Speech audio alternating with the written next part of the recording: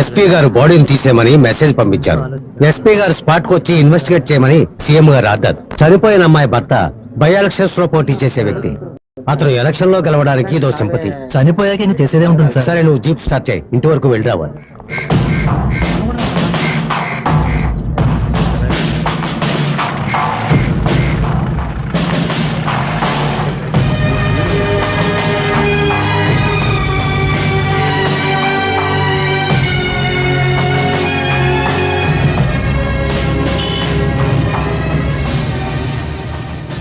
ఏంటి ఇక్కడ ఇంతమంది ఉన్నారు? ఈ ఇంట్లో ఒక ఆవిడ చనిపోయారు. ఎలా చనిపోయింది? ఎలా చనిపోయిందో తెలియదు, కానీ ఉదయాన్నే చూసేసరికి చనిపోయింది. ఒకవేళ ఆత్మహత్య అయి ఉండొచ్చు. ఓహో, అలాగా.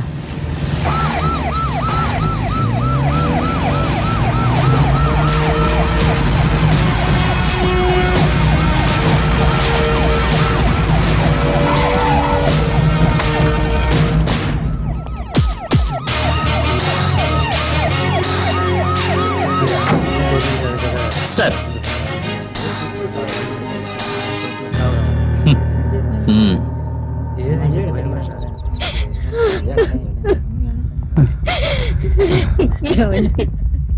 మన రమ్యకి అప్పుడే 100 ఏళ్ళు నిండిపోయాయా?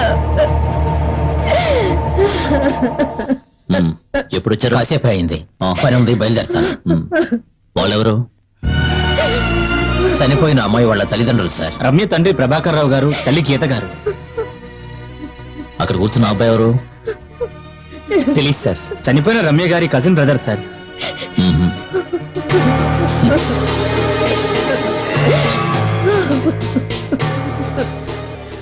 మిగిలిన ఇద్దరు మా అమ్మ నాన్న సార్. ఎందుకు? నువ్వెవరు? నా పేరు అశోక్, పక్కనే మా ఇల్లు. ప్రభాకర్ రావు గారు మేము ఫ్యామిలీ ఫ్రెండ్స్ అండి. అయితే ఏంటి? ఏమయ్యా, క్రైమ్ సీన్ లో పొలిటీషియన్స్ ఎందుకు? అది కాదు సార్, ఈయన పార్టీ. ఏమిటయ్యా పార్టీ? పంపించాయి sir. Sorry sir.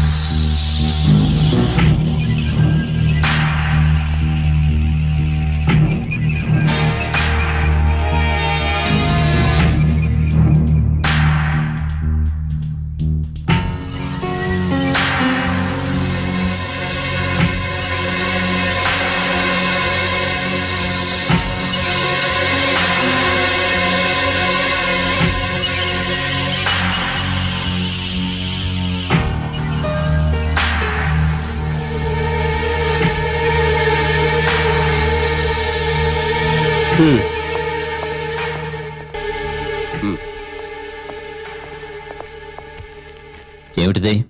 Rat poison sir. ఎక్కడ దొరికింది? మంచం మీద దొరికింది సార్. తేనెలో దీన్ని కలుపుకుని తాగింటారు సార్. Sorry sir.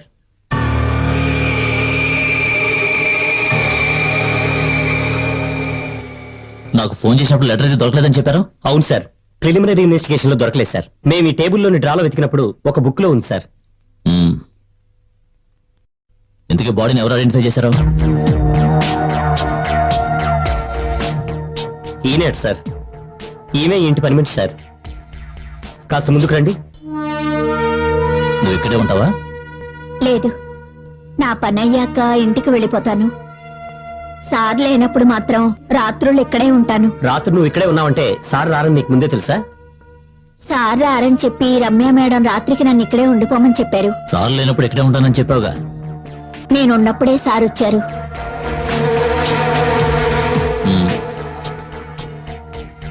ఆ తర్వాత ఏం చేసావు? నేను ఇంటికి వెళ్ళిపోయాను. చెప్పకుండానా? నేను చెప్పే వెళ్ళాను. ఆ సమయంలో వాళ్ళిద్దరికీ ఘర్షణ జరిగింది. కారణం నాకు తెలీదు. ఏం మాట్లాడుకున్నారు? నాకు సరిగ్గా వినిపించలేదు. ఒకవేళ ఆస్తి విషయంలోనూ డబ్బు విషయంలోనూ గొడవ పడి ఉంటారు. సార్ హ్మ్? టేబుల్ మీద కొంచెం బంగారం ప్యాక్ చేసి ఉంచారు సార్. మ్మ్. ఈ రమ్యకి రోజు ఉదయాన్నే లేచే అలవాటు ఉందా? లేదండి, ఉదయాన్నే టీ ఇవ్వడానికి నేనే లేపుతాను.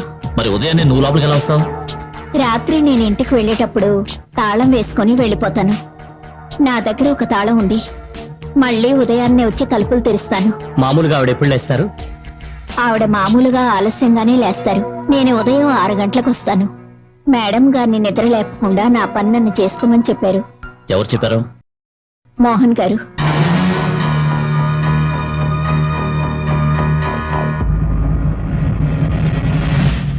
నీ పేరేమిటి? సుమేష్. కాస్త ముందుకు రారా. నువ్వంత ఉదయాన్నే ఇక్కడేం చేస్తున్నావు? పాలు తీసుకొచ్చాను సార్. నువ్వు పాలవాడివా? నేను చూస్తుంటే అలా అనిపించడం లేదే. లేదు సార్, రోజు మా అన్నయ్య పాలు సప్లై చేస్తాడు. నేను బెంగళూరు నుంచి ఉదయమే వచ్చాను. పాలు సప్లై చేసే టైంకి అన్నయ్య లేవలేదు. అవును, మీ అన్నయ్య ఆలస్యంగా లేవడానికి కారణం ఏంటి? ఇతను చెప్పేది నిజమేనా? నిజమేనండి. మ్మ్. అవును, నీ పేరేమిటి? బాలు. నేను పేపర్ వేస్తుంటాను. నువ్వు ఎన్ని గంటలకు వచ్చావు? 7:30 ప్రాంతానికండి. ఎప్పుడు ఆ టైంలోనే పేపర్ వేస్తావా? లేదు సార్, ఆ రోజు పేపర్ రావటం లేట్ అయ్యింది. ఎందుకు? పేపర్ రావటం ఎందుకు లేట్ అయిందంటే అదే ఎందువల్ల? లారీ టైర్ పంచర్ అయింది సార్.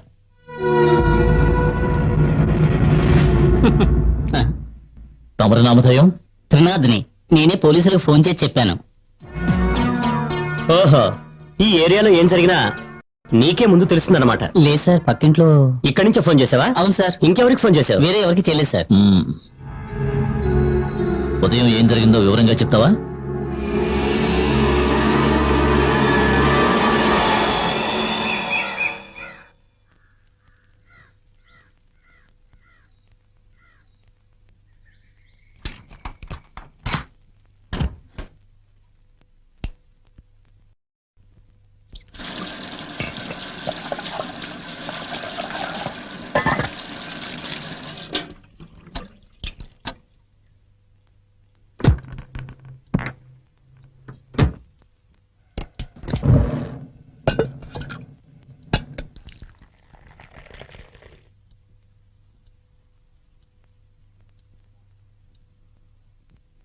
అమ్మా, రమ్యమ్మ, అమ్మా,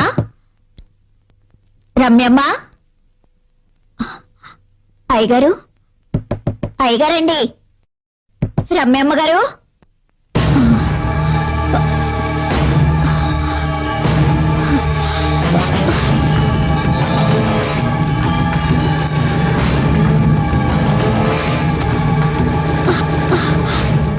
ఏమైంది? ఎందుకు ఆ కంగారు? ఏమైందో తెలియడం లేదు. పిలిస్తే ఎవరూ పలకడం లేదు.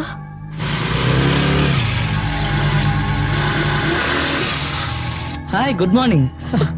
సారీ అండి, ఉదయాన్నే అన్నయ్య లేవడం లేట్ అయినందువల్ల పాలు తీసుకురావడం లేట్ అయింది. ఏంటి, ఏమైంది?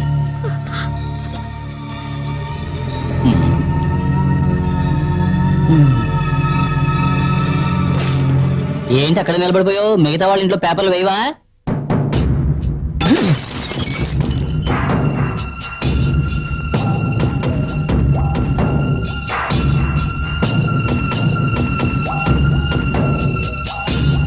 ఇక్కడ ఎవరూ లేరేంటి?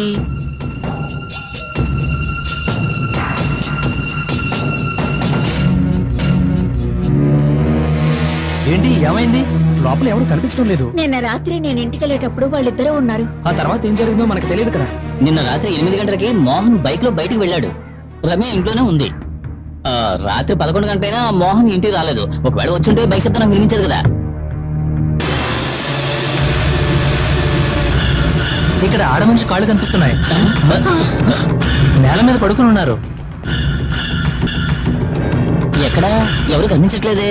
కాస్త కింద నుంచి చూడండి, కనిపిస్తుంది. కనిపిస్తుందా? ఇప్పుడు కనబడుతుంది. తల కనబడలేదు, కాళ్ళు కనబడుతున్నాయి. అమ్మా, రమ్మేమ్మా ఏం జరుగుతుందో ఆవిడకి ఏమైందో ఏమిటో ఇప్పుడు ఏం చేయాలో అర్థం కావట్లేదే. ప్రాణం ఉంది కాళ్ళు కదలడం నేను చూశాను. అయ్యో దేవుడా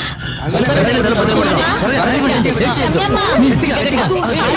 వచ్చేస్తుంది, వేయండి. ఏమైందమ్మా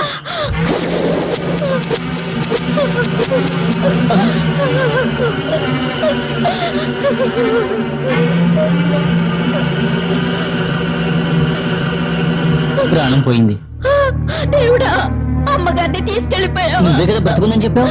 అయ్యో, నేను చూశాను. ఏం చూశారు? డ్రెస్ కదిలింది.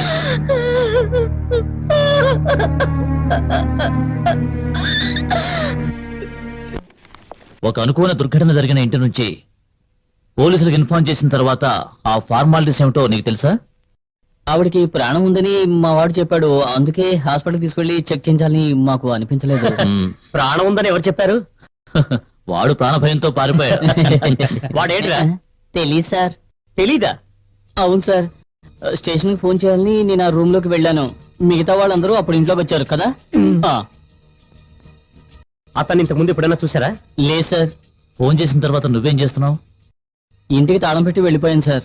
ఇంటికి తాళం ఎందుకు పెట్టావు? అప్పటికే చుట్టుపక్కల జనాలందరికీ విషయం తెలిసి రావడం మొదలు పెట్టారు.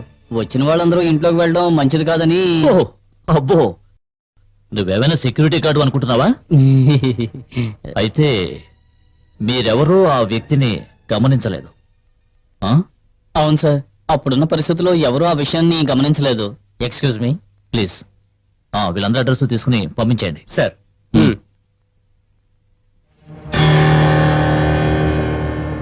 So what's your finding? తలుపుల మీద కిటికీల మీద ఇప్పుడు వెళ్ళిన ఆ నలుగురి ఫింగర్ ప్రింట్స్ ఉన్నాయి. తేనెతో కలిపిన విషం బాటిల్ మీద చనిపోయిన ఆ అమ్మాయి ఫింగర్ ప్రింట్స్ మాత్రమే ఉన్నాయి. రూమ్ లో చాలా చోట్ల ఎవరివో ఫింగర్ ప్రింట్స్ ఉన్నాయి. మోస్ట్ ప్రాబబ్లీ ఆమె హస్బెండ్ అయి ఉండొచ్చు. What about him? Mister Mohan trace out చేశారా? లేదు సార్, మొబైల్ స్విచ్ ఆఫ్ చేసింది. అయితే ఆయన ఎక్కడికి వెళ్ళి ఉంటారో? ఎక్కడికి వెళ్ళారో తెలియట్లేదు సార్. పోస్ట్ మార్టం ఏర్పాట్లన్నీ పూర్తయ్యాయి. సార్, మిస్టర్ మోహన్ గారి ప్రింట్స్ ఆయన ఆఫీస్ లో ఉంటుందేమో. Sure, you can do that. Sir.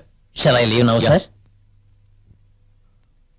Post mortem అయిన తర్వాత ఫ్యామిలీ మెంబర్స్ ఇన్ఫార్మ్ Sir. చేయాలి. You get the post mortem report and come to my office. We will discuss there. వీలైతే mister Mohan ని direct గా కలవడానికి ప్రయత్నించండి. విషయం చెప్పినప్పుడు ఆయన ఫీలింగ్స్ ని గమనించండి. That's very important. సార్. నాకు విషయం తెలిసింది, కానీ ఇప్పటికీ నేను అది నమ్మలేకపోతున్నాను. మోహన్ ఇది ఎలా తట్టుకోగలడు? ఎస్పీని స్పాట్ కి డైరెక్ట్ గా వెళ్ళి ఎంక్వైరీ చేయమన్నాను. And I'm waiting for his call. Sir, Mohan మీకు పర్సనల్ గా తెలుసా? తెలుసు, కానీ అతను ఎటువంటి తప్పు చేయడని నా నమ్మకం. మనిషి అన్నాక తప్పు చేయడం అనేది అది కాదండి, మోహన్ మాత్రం అలాంటివాడు కాదు. He is a man of principles. నాకు 5 ఏళ్ల క్రితమే మోహన్ పరిచయం అయ్యాడు. అప్పుడే మేము రూలింగ్లోకి వచ్చాం. విశాఖ పరిసరాల్లో పేదలకి స్థలాలిద్దామనుకున్నాం. మా పార్టీలోనే కొందరు దాన్ని వ్యతిరేకించారు. మోహన్ వాళ్ళతో ఏకీభవించలేదు. దాని గురించి పెద్ద వివాదం అయింది. సొంత పార్టీలో గొడవల్ని రేకెత్తిస్తున్న ఇలాంటి వాళ్ళని బహిష్కరించాలి. సార్, 80 కుటుంబాలు అంటే ఉజ్జాయింపుగా 300 మంది జీవిస్తున్నారు.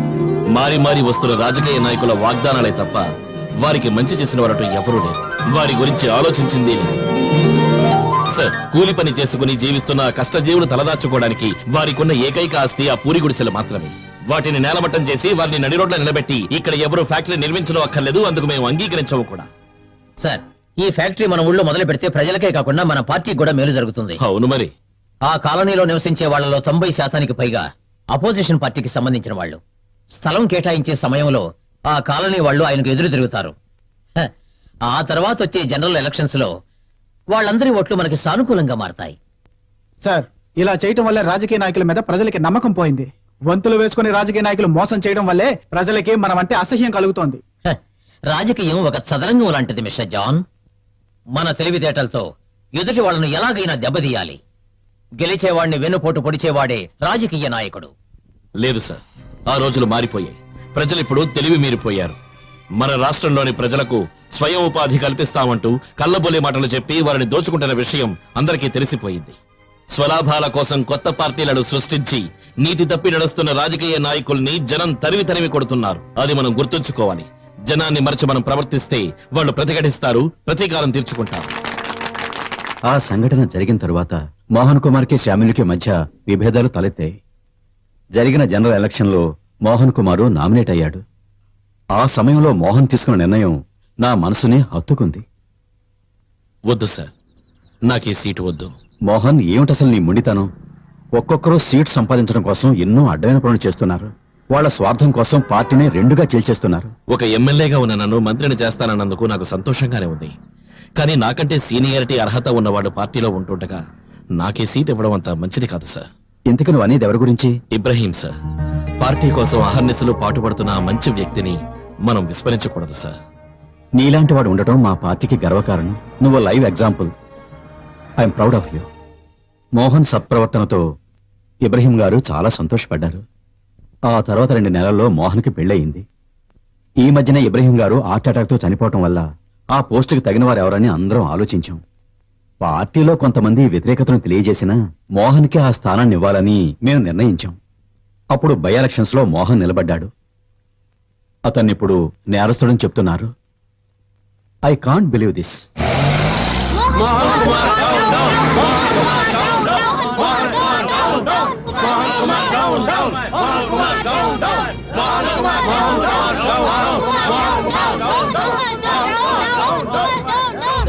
రండి.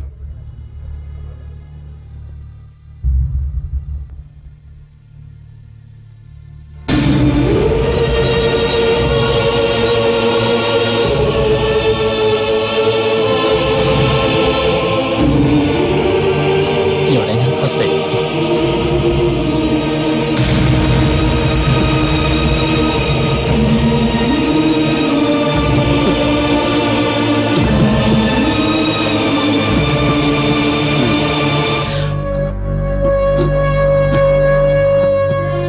ఏంటి సార్? బాడీని మీరు తీసుకెళ్లొచ్చు. చనిపోయిన ఆవిడ భర్త ఎటువంటి వారు? ఎందుకు? చనిపోయిన ప్రదేశంలో ఒక సూసైడ్ నోట్ దొరికింది. అందులో Mohan నిలబడకు.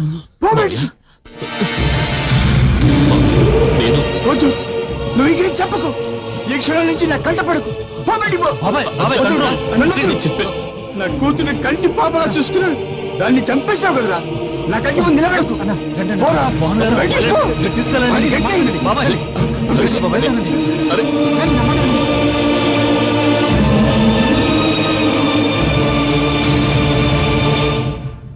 Sir, post mortem report లో ఆ అమ్మాయి 20 గ్రాముల రెడ్ పాయిజన్, 3 నిద్ర మాత్రలు ఉపయోగించినట్టు తెలిసింది సార్. అదేవిధంగా మరణం సంభవించింది రాత్రి 11-12 గంటల మధ్యలో సార్. మరణం సంభవించడానికి కారణం కార్డియోజెనిక్ స్ట్రోక్ సార్. అది మాత్రమే కాకుండా ఇదొక ఇన్స్టెంట్ డెత్ అన్నది డాక్టర్ గారి అభిప్రాయం. విషాన్ని తీసుకున్న వెంటనే ఆ మరణించి ఉండాలి సార్. ఇది ప్లాన్డ్ మర్డర్ అయితే 2 విధాలుగా జరిగి ఉండొచ్చు. ఒకటి, ఎవరైనా బలవంతంగా విషం పట్టించడం. ఆవిడ ముఖాన్ని బట్టి చూస్తుంటే ఆవిడికి ఎవరూ బలవంతంగా విషం పట్టించి ఉండరని తెలుస్తోంది.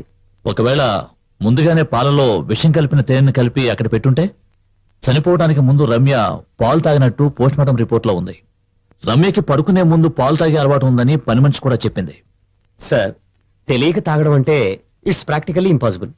ఎందుకంటే ఎటువంటి విషయమైనా తాగే వాళ్ళకి ఆ రుచిని బట్టి తేడా తెలుస్తుంది సార్. తను కన్జ్యూమ్ చేసింది rat poison sir. It smells very pungent sir. ఇంకో విధంగా ఆలోచించాల్సిన అవసరం లేదు సార్. ఇది ఒక ఆత్మహత్య అని మనకు క్లియర్ గా తెలుస్తోంది. ఎందుకంటే తను లోపల తాళం వేసుకుంది. అది మాత్రమే కాకుండా సూసైడ్ నోట్ లో handwriting Ramya handwriting అని కన్ఫర్మ్ అయింది. Now come to the real question. Why? ఎందుకు అలా చేసింది? దాని గురించి మిస్టర్ మోహన్ గారిని అడగాలి సార్.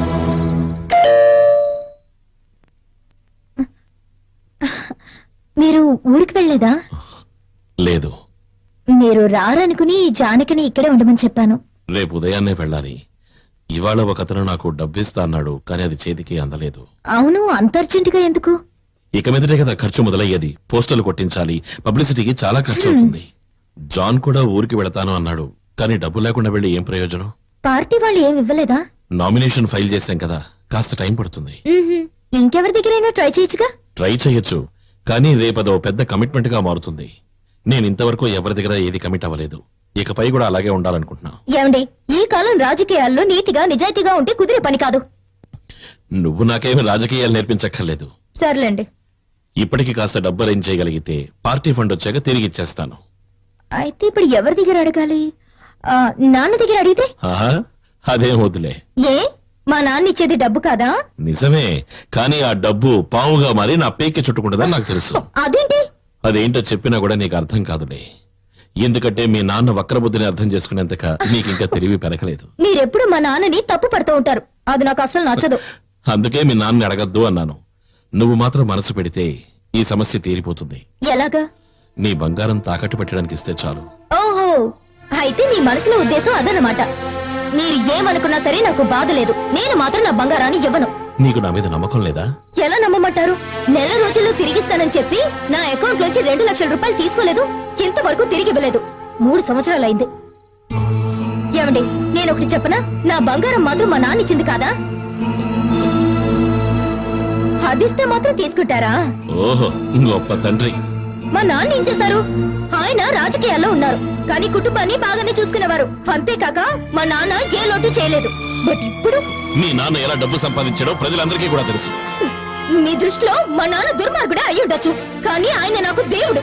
తండ్రి పేరు తెలియని మీకు ఆ విలువ అవునే, తండ్రి పేరు తెలియని వాణ్ణి. పుట్టినప్పటి నుంచి ఈ ప్రశ్ననే పదే పదే అడుగుతున్నాను, కానీ ఈ మాట ఎవరన్నా కూడా సహించేవాణ్ణి. నువ్వు ఈ మాట అంటే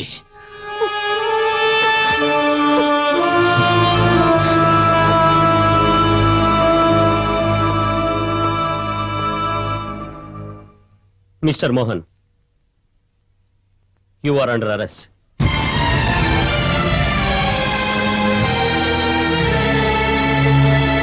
నేనొక ప్రతిపక్ష నాయకుడిగా ఇక్కడికి రాలేదు. ఈయన నాకు స్నేహితుడే కాకుండా మా పార్టీలో ఓ క్యాండిడేట్. తను మీతో ముఖ్యమైన విషయం గురించి మాట్లాడాలట. చెప్పండి. నా కూతురు మరణం ఆత్మహత్య కాదు సార్, తను అలా చెయ్యదు కూడా. దాన్ని చంపేశారు. మిస్టర్ ప్రభాకర్, ఎస్పీ నాతో మాట్లాడారు. డీజీపీ గారు, ఆ ఎస్పీ గురించి నాతో మాట్లాడకండి. అతని గురించి నాకు బాగా తెలుసు. తను ఓ పెద్ద మోసగాడు.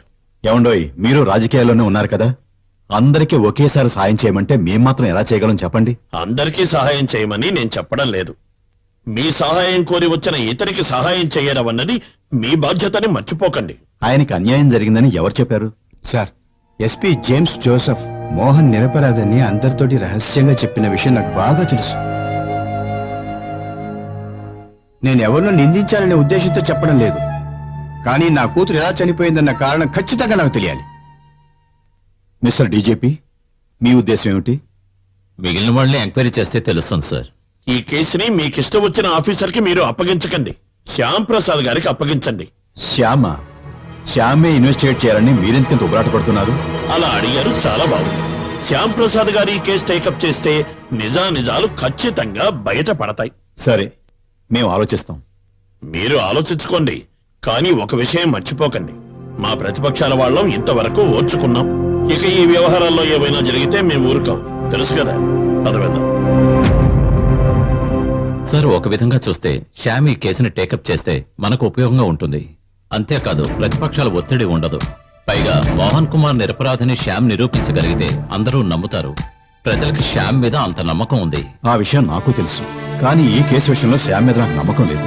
ఎందుకంటే శ్యామ్ కి మోహన్ కుమార్ కి మధ్య చాలా కాలంగా శత్రుత్వం ఉంది. I didn't get you sir. Oh, మీరు ఇప్పుడే ట్రాన్స్ఫర్ అయ్యారు కదా. ఇది అందరికీ తెలిసిన విషయమే. శ్యామ్ తండ్రికి పెళ్లికి ముందు మరో స్త్రీకి పుట్టినవాడే ఈ మోహన్ కుమార్. అందుకే శ్యామ్కి అతని తల్లికి కూడా మోహన్ అంటే అస్సలు పడదు. కుటుంబంలో గొడవలు చెలరేగి శ్యామ్ తండ్రి ఆత్మహత్య చేసుకున్నాడు. ఆ తర్వాత శ్యామ్ తల్లి కూడా ఎక్కువ కాలం బతకలేదు. శ్యామ్ పాయింట్ ఆఫ్ వ్యూలో ఏమిటంటే, తన కుటుంబంలో జరిగిన అన్ని దుర్ఘటనలకి కారణం మోహనం పుట్టడం వల్లే. ఆ పగతో శ్యామ్ ఒకవేళ... బట్ సార్, నాకు తెలిసినంత వరకు Shyam he is a man of integrity and commitment. ఈ ఒక్క కారణంతో మాత్రం మోహన్ మీద పగ తెచ్చుకుంటాడని నేను అనుకోవడం లేదు. If Mohan is innocent. నీకు ఈ విషయాలు తెలుసు? మాధవరావు గారే నాకు ఈ విషయం చెప్పారు. శ్యామ్ ఈ కేసుని ఇన్వెస్టిగేట్ చేస్తున్నాడు అంటే దీనంతటికీ కారణం ప్రభాకర్ గారే అన్నయ్య. ఏం జాతకమో నాది. ఏమంటావు జాన్? తండ్రి ఉన్నప్పటికీ తండ్రి లేనివాడనే బిరుదు దక్కింది. ఏంటన్నయ్య ఇది? మాకు ధైర్యం చెప్పాల్సిన నువ్వే ఇలా దిగులు పడితే ఎలా? నువ్వు అనవసరంగా కృంగిపోకు. కృంగిపోవడం కాదు జాన్, నా వెనక నుండి నాకు వ్యతిరేకంగా కొన్ని దుష్ట శక్తులు నా గొంతుకు ఉచ్చు బిగిస్తున్నారని నాకు బాగా తెలుసు. మోహన్ అన్నయ్య, ఆ? ఈ రోజు పొద్దున్న పార్టీ మీటింగ్ జరిగింది. నీకు బదులుగా ఆ స్థానంలో నన్ను నిలబెట్టాలని పార్టీ వాళ్ళందరూ అభిప్రాయపడుతున్నారు. మంచి విషయమే కదా. ఆ జాన్ శామ్యూల్ మన పార్టీ నుంచి తప్పుకున్నాడు. మంచిది, వాడొక దొంగరా. నిజం చెప్పాలంటే నాకు ఇది ఇష్టం లేదు. నువ్వు ఉండాల్సిన పదవిలో నేనుండడం పద్ధతి కాదన్నయ్యా. వద్దు జాన్, మనల్ని నమ్ముకున్న ప్రజల్ని మనం మోసం చేయకూడదు. ఇబ్రహీం సార్ కన్న కలల్ని మనం తప్పక నెరవేర్చాలి. అది కేవలం నువ్వు మాత్రమే చేయగలవు. All the best. మోహను నేను మంచి స్నేహితులం. తను మినిస్టర్ కావాలని కోరుకునే వాళ్లలో నేను కొన్ని. నిజం చెప్పాలంటే అతనికి ఎదురుగా ఒక వీక్ క్యాండిడేట్ నిలబడ్డాడు. కానీ తను ఇంత ఈజీగా గెలుస్తాడని నేను అనుకోలేదు. అయినా ఈ రోజుల్లో అసలు ఎవరిని నమ్మలేకపోతున్నాం. మీరు చెప్పేది అక్షరాల నిజం. ఈ లోకంలో మేకవన్నె పులిలా జీవించేవాళ్ళు చాలా మంది ఉన్నారు. అసలు విషయం చెప్పలేదు. ఈ ఇన్వెస్టిగేషన్ టీంలో డిటెక్టివ్ చంద్రశేఖర్ ని కూడా ఇన్వాల్వ్ చేయొచ్చు కదా. సారీ సార్, ఇంతకు ముందు అతనికి అప్పగించిన కేసు వల్ల చాలా చెడ్డ పేరు వచ్చింది. గొప్పవాడని నేనేమీ చెప్పడం లేదు. వాడు శుద్ధ వేస్ట్. నేను చెప్తాను, మీరు ఆ పని చేయండి. శ్యామ్ తో పాటు అతన్ని ఇన్వెస్టిగేషన్ కి వెళ్ళమనండి. ఇన్వెస్టిగేషన్ మొదలయ్యే ముందు ఇన్ఫార్మ్ చేయండి. అదొక్కటే మీ ఉద్దేశం కాదని నాకు బాగా తెలుసు. అదేమిటి అలా అన్నారు? శ్యామ్ ఒక కేసు టేకప్ చేస్తే దాని డీటెయిల్స్ అన్ని మీకు అందజేస్తాడని ప్రతి ఒక్కరికి తెలుసు. అలాంటప్పుడు చంద్రశేఖర్ ని ఇన్వాల్వ్ చేయమంటున్నారంటే? బై ద బై, ఈ శ్యామ్ ఇప్పుడు ఎక్కడున్నాడు?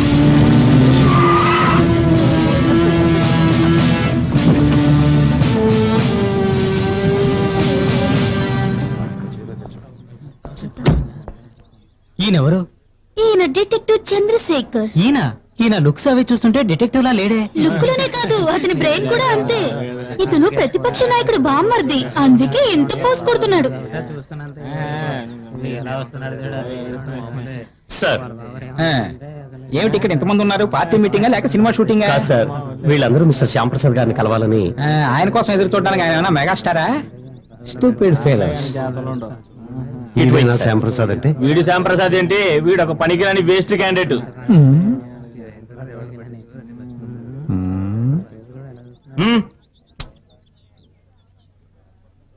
వీడొకడు. ఈ శ్యామ్ ప్రసాద్ ఏమిటి రెండు తలలు ఉన్నాయా? లేదు సార్, ఆయన తెలివితేటలతో ఎన్నో కేసులు సాల్వ్ చేశారు. అవును, ఎన్నో తెలివితేటలతో అతను సాల్వ్ చేశాడని నువ్వే చెప్పాలి. అతని కోసం ఇలా తెలివి తక్కువ వాళ్ళందరూ బుద్ధి లేకుండా నుంచున్నారు. వాడు ఏమన్నా దేవుడా ఏమిటి? శ్యామ్ ప్రసాద్ గారు వచ్చేసారు. Yes, it's him.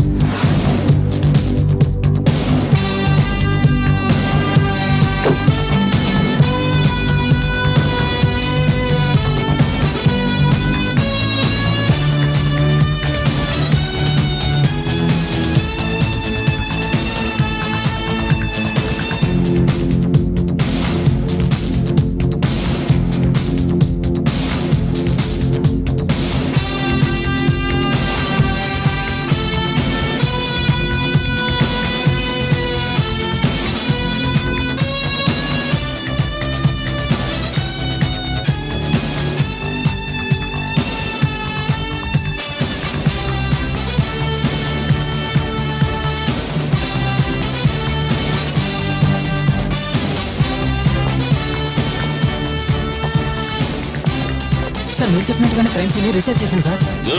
సార్, మీరు ఎన్నో పెద్ద కేసులు డీల్ చేశారు. అలాంటి మీరు సాధారణమైన సూసైడ్ కేసుని టేకప్ చేయడానికి గల రహస్యం ఏంటి? రహస్యాన్ని రహస్యంగానే ఉంచాలి. అది మీతో చెప్తే ఎలా మేడం? సార్ ప్లీజ్ చెప్పండి సార్. నేను ఇప్పుడే కదా ఇక్కడికి వచ్చాను. నన్ను కాస్త నా పని చేసుకోనివ్వండి. Thank you, bye, appreciated. Thank you. Hello, you are 15 minutes late. ఎప్పుడొచ్చారు? మీకంటే నేను 10-15 నిమిషాల ముందే వచ్చాను. అవునా? మంచి డిటెక్టివ్ అన్నవాడు టైం కీపప్ చేయడం బాగా నేర్చుకోవాలి. నాలాగా నాకు ఎప్పుడైనా పని ఉంది అంటే 1 గంట ముందే ఉంటాను. మనకు అంతకంటే పనే ఉంది గనక వస్తాను. అయ్యో, గాలి తీసేస్తున్నాడే. ఈయన వెనకాల పెడితేనే మంచిది.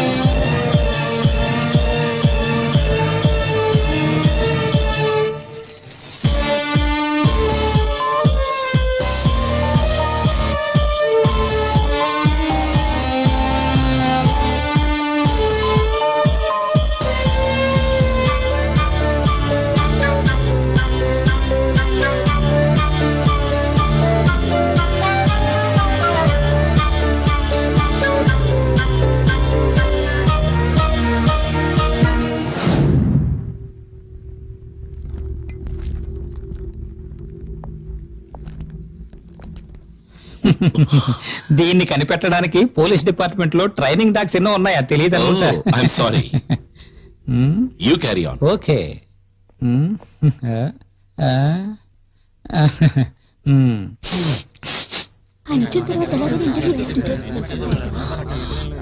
టెరెస్ వెళ్ళడానికి ఇటు కాకుండా వేరే దారి ఏమైనా ఉందా? వేరే సార్లు ఉండడానికి ఇది ఏమైనా అంతర్జాతీయ ఎయిర్పోర్ట్? దొంగ చూపులు చూడకుండా ధైర్యంగా లోపలికి వెళ్ళొచ్చు కదా పత్రికల వాళ్ళ దగ్గరికి.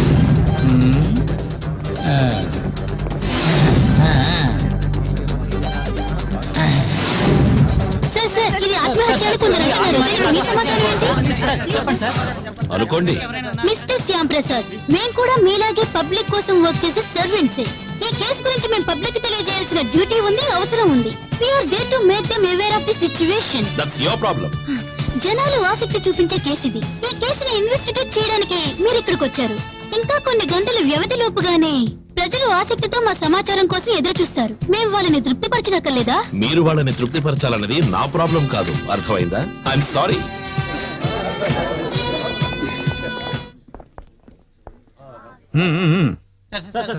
చెప్పండి సార్, మీకు ఏం కావాలో నన్ను అడగండి.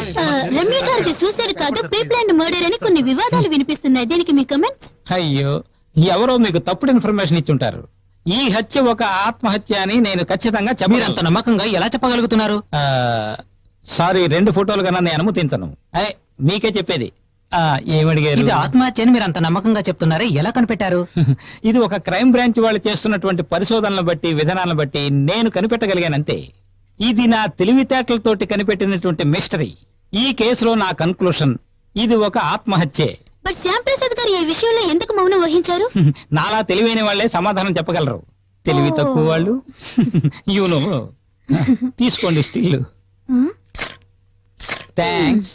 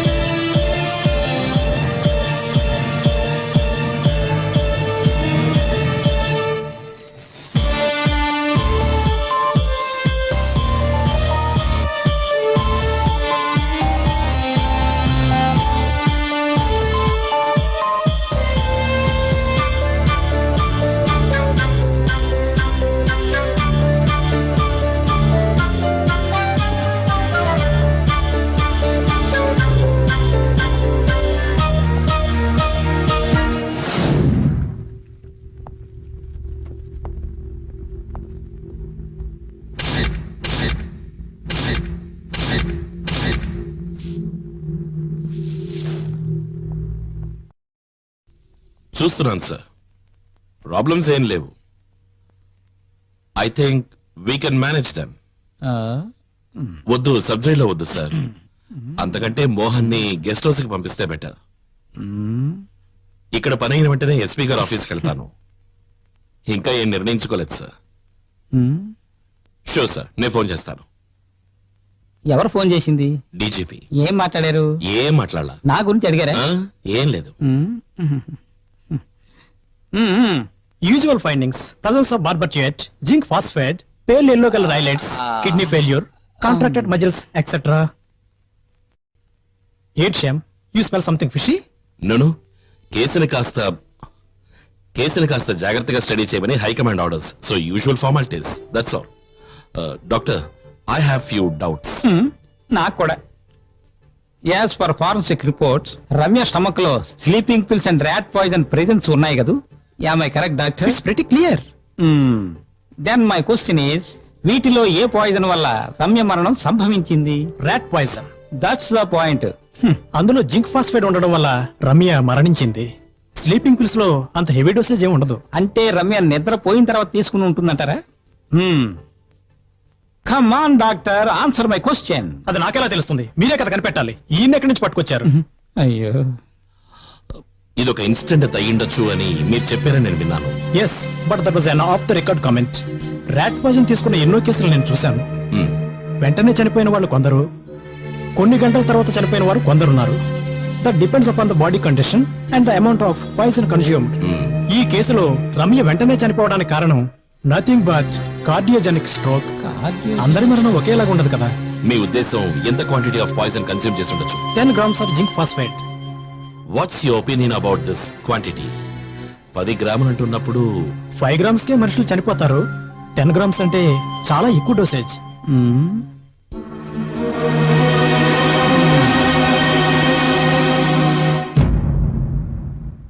ఏమిటి, పై ఆఫీసర్లు మీకు అండగా ఉన్నారన్న ధైర్యంతో మాట్లాడుతున్నారా? అవునులేండి, అయినా మా మాటలు వాళ్ళ నమ్మరన్న విషయం నాకు బాగా తెలుసు. మాలాంటి మామూలు పోలీస్ ఆఫీసర్లతో కలిసి పనిచేయటం చిన్నచూపుగా భావించే మీరు ఈ కేసులో ఎందుకంత ఇంట్రెస్ట్ చూపిస్తున్నారు? నాకు జీతం ఇస్తున్న గవర్నమెంట్ నాకు పని అప్పచెప్పింది, దాన్ని నేను చేస్తున్నాను అంతే. ఓ, కర్తవ్య నిర్వహణ అన్నమాట. అదొక్కటే కారణం, అంతేగాని వ్యక్తిగతంగా ఎటువంటి ఇంట్రెస్ట్ లేదు అంటారు? Not at all. అటువంటిది ఏదైనా ఉండాలి అని మీరు ఆశపడితే దానికి నేనేం చేయలేను. Let's come to the point sir. వాళ్ళు ఎందుకు ఆత్మహత్య చేసుకుంటున్నారు అని ఇతరులు తెలుసుకోవాలన్న కారణం కోసమే కదా లెటర్ రాసి పెట్టేది. అలా రాసి పెట్టేవాళ్ళు సాధారణంగా అది ఈజీగా కంటికి కనిపించే స్థలంలోనే దాన్ని పెడతారు. కానీ ఈ కేసులో అలా జరగలేదే. బాగుంది. ఎన్ని సంవత్సరాల ఎక్స్పీరియన్స్ సర్వీసు నాకుందో మీకు తెలుసా? మీరు చెప్పిన అదే పాయింట్ గురించి నేను ఆలోచించాను. దాని గురించి అఫీషియల్ గా డిస్కస్ చేసి నేను ఒక కంక్లూజన్కి వచ్చాను.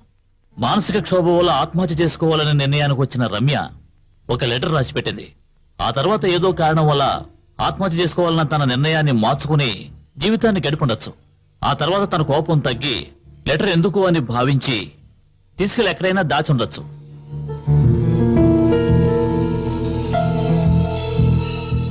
రమ్యది ఆత్మహత్య అన్న నిర్ణయానికి రావడానికి చాలా కారణాలున్నాయి. రమ్యకి తెలియకుండా తన చేత విషం తాగించడం అసాధ్యం. బలవంతంగా పట్టించారనడానికి సూచనలు లేవు. తను పడుకునే ముందు తలుపు లాక్ చేసుకుంది. అది మాత్రమే కాదు, ఆవిడ చనిపోవడానికి కొద్ది సమయం ముందు నిద్ర మాత్రలు మింగి రైట్ పాయిజన్ కన్స్యూమ్ చేసింది. సార్, నాకున్న డౌట్ ఆత్మహత్య లెటర్ కు సంబంధించింది. దాని గురించి మీకు ఎక్స్ప్లెనేషన్ ఇచ్చాను కదా. సి మిస్టర్ శ్యామ్, ఆ హ్యాండ్ రైటింగ్ రమ్యదేనని 100% ప్రూవ్ అయింది. కానీ హ్యాండ్ రైటింగ్ ఎక్స్పర్ట్స్ ఒట్టి దద్దమ్మలనేది మీ అభిప్రాయమా? సార్, రాసిన తర్వాత తన నిర్ణయాన్ని మార్చుకుని గనక ఉంటే దాన్ని వెంటనే చింపి పారేసి ఉండాలి కదా. అలా ఎందుకు చేసింది అన్నది మీరు నిర్ణయించుకోండి. That's your headache.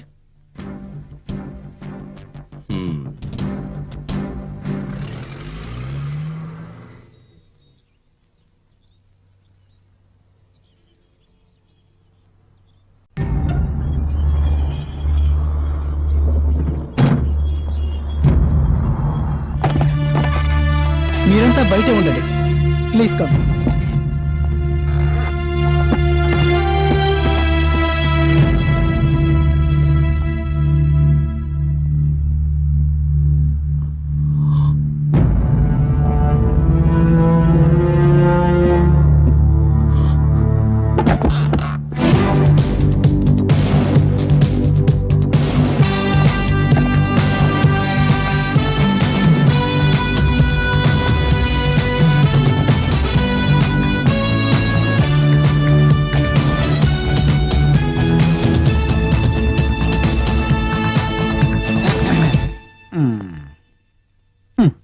ప్లీజ్.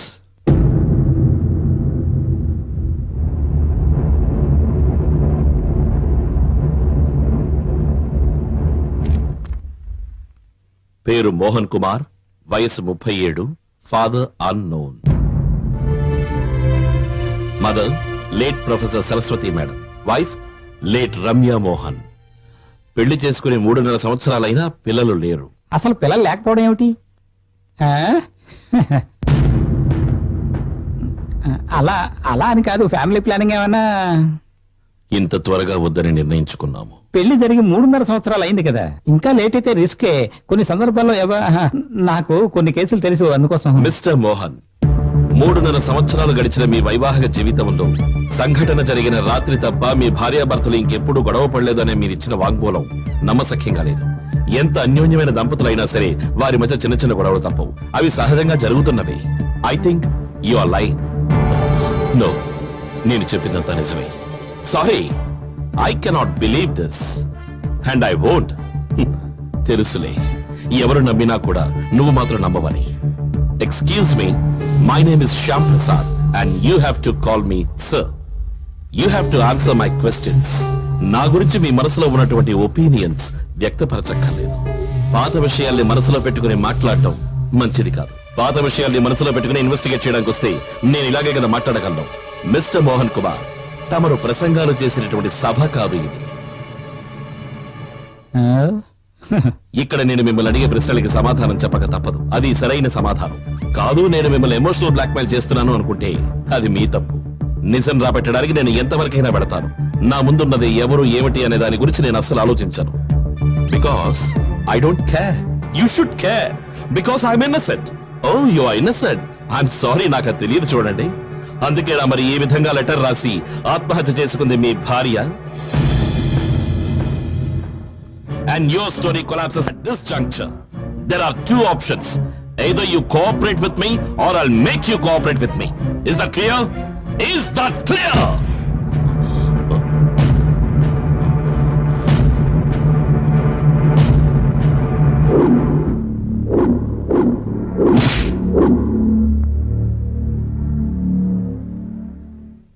ఆ రోజు మీరు ఎందుకు ఎలక్షన్ కమిటీ ఆఫీస్కి వెళ్ళారు? అప్పుడున్న నా మానసిక పరిస్థితుల్లో నేను మరి ఇంకెక్కడికి వెళ్ళగలను? అదీ కాక జాన్ నన్ను కలవాలని చెప్పాడట. ఆ సమయంలో ఎందుకు వచ్చావని జాన్ మిమ్మల్ని అడగలేదా? నేను వెళ్ళినప్పుడు అక్కడ జాన్ లేడు. మీకు సొంత ఇల్లు స్థలాలు ఉన్నాయి కదా, మీ ఆవిడ ఆస్తి కాకుండా. జనసంచారం లేకపోవడం వల్ల ఆ ఇల్లు నాశనం అయిపోయింది. మా అమ్మ చనిపోయిన తర్వాత నేను పెరిగింది, చదువుకున్నది అంతా అనాథాశ్రమంలో, సెయింట్ జోసెఫ్ ఆర్ఫనేజ్ లో. ఆ ఆశ్రమంలో నన్ను ప్రేమగా ఆదరించింది ఫాదర్ గ్యాబ్రియల్.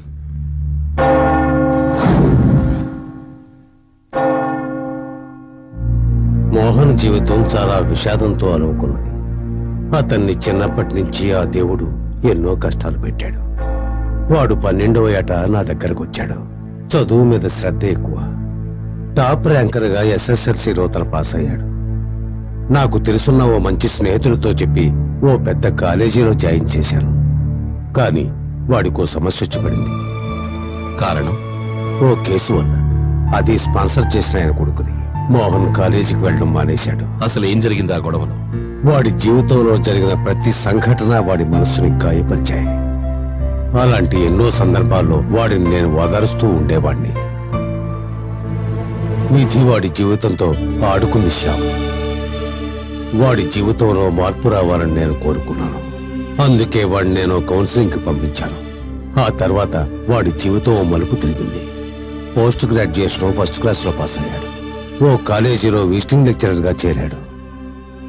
ఆ సమయంలో వాడి దృష్టి రాజకీయాల మీదకు మళ్ళింది. వాడి ఆదాయం కూడా తగ్గింది. ఆ తర్వాత మీరు మోహన్ ని ఎప్పుడు కలిశారు? ఈ మధ్య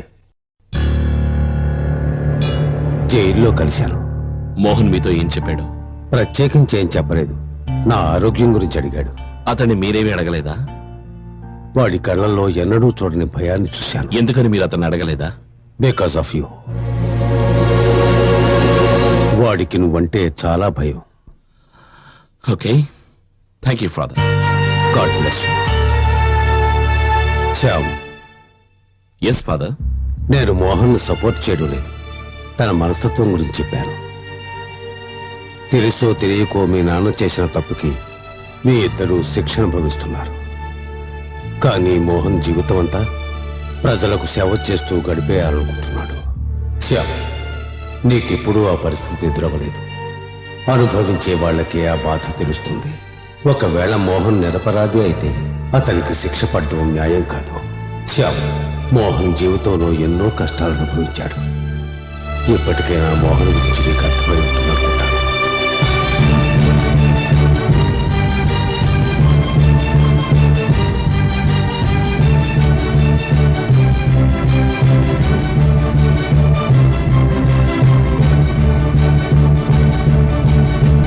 రమ్య మోహన్ ఇష్టపడ్డానికి కారణం నాకు తెలియదు సార్. సార్, నాకు తెలిసినంత వరకు మోహన్ వ్యక్తిత్వాన్ని రమ్య ఆదరించేది. ఏమిటా వ్యక్తిత్వం? తండ్రి పేరు తెలియని అనామకుడు సార్ వాడు. Correct correct. పిల్లనిచ్చే చోట 4 తరాలు చూడాలంటారు సార్. తండ్రి ఎవడో తెలియని వాడికి క్యారెక్టరే ఉంటుంది సార్. Very correct. సార్, మీకు విషయం తెలుసా? నా కూతుర్ని పెళ్లి చేసుకున్నాక వాళ్ళు ఒక చిన్న ఇంట్లో కుటుంబం ప్రారంభించారు. అల్లారు ముద్దుగా పెంచుకున్న నేను ఆ పరిస్థితి చూసి బాధపడ్డాను. ఒక మంచి లొకాలిటీలో ఉన్న చక్కటి ఇల్లు అద్దెకి తీసుకుని వాళ్ళిద్దరిని అక్కడ ఉండమని నేను చెప్పాను. నా కూతురు ఎన్ని రోజులు కష్టపడిందో నాకు తెలుసు. మీ అమ్మాయి రమ్య అక్కతేనా? అవును. వేరే పిల్లలు, ఐ మీన్ మగపిల్లలు? మగపిల్లాడైనా ఆడపిల్లైనా నాకు తన ఒక్కతే సార్. దాన్ని కాస్త వాడు. ఇంక నేను ఎవరి కోసం జీవించాలి సార్? ఆ రూమ్ లోనే కూర్చుని కన్నీరు మున్నీరుగా విలపిస్తూనే ఉంది నా భార్య. ఆమె కంట తడిపెట్టేసిన వాడు ఎట్టి పరిస్థితుల్లోనూ బాగుపడ్డా.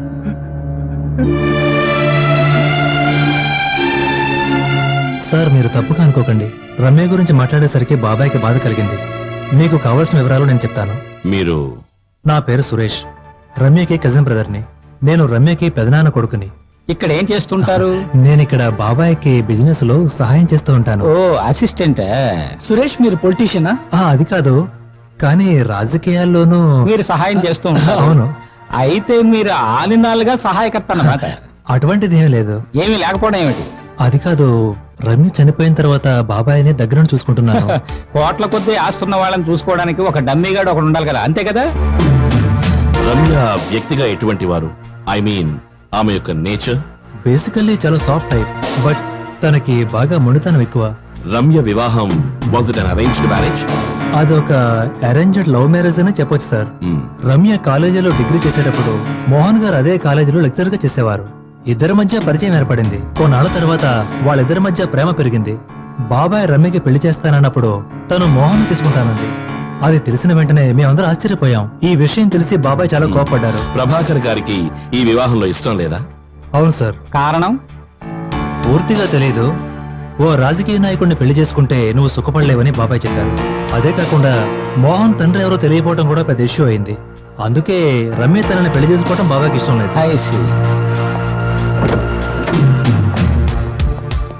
ఇదే సార్ రమ్య పర్సనల్ బెడ్రూమ్. ఇప్పుడు ఈ రూమ్ ని ఎవరు ఉపయోగిస్తున్నారు? ఇప్పుడు దీన్ని ఎవరు ఉపయోగించడం లేదు. ఎవరో ఒకరు ఉపయోగించాలి, లేకపోతే బూజు పడుతుంది. చాలా రిజర్వ్డ్ గా ఉన్న రమ్య ఒక వ్యక్తిని ఇష్టపడుతోంది అన్న వెంటనే అది వాళ్ళ పేరెంట్స్ కి షాక్ గా అనిపించింది. అవును సార్. మీకు కూడానా? లేదు సార్. వై? రమ్యకి రాజకీయాలంటే ఇష్టమని నాకు బాగా తెలుసు. రాజకీయ జ్ఞానం ఉండేది. అతని మినిస్టర్ పదవి, అతని లైఫ్ స్టైల్ ఇవన్నీ రమ్యను ఆకర్షించాయి. కానీ మోహన్ కుమార్ మంత్రిగా ఎన్నుకోబడలేదు కదా. కానీ అవుతాడనే నమ్మకం రమ్యకు ఉండేది.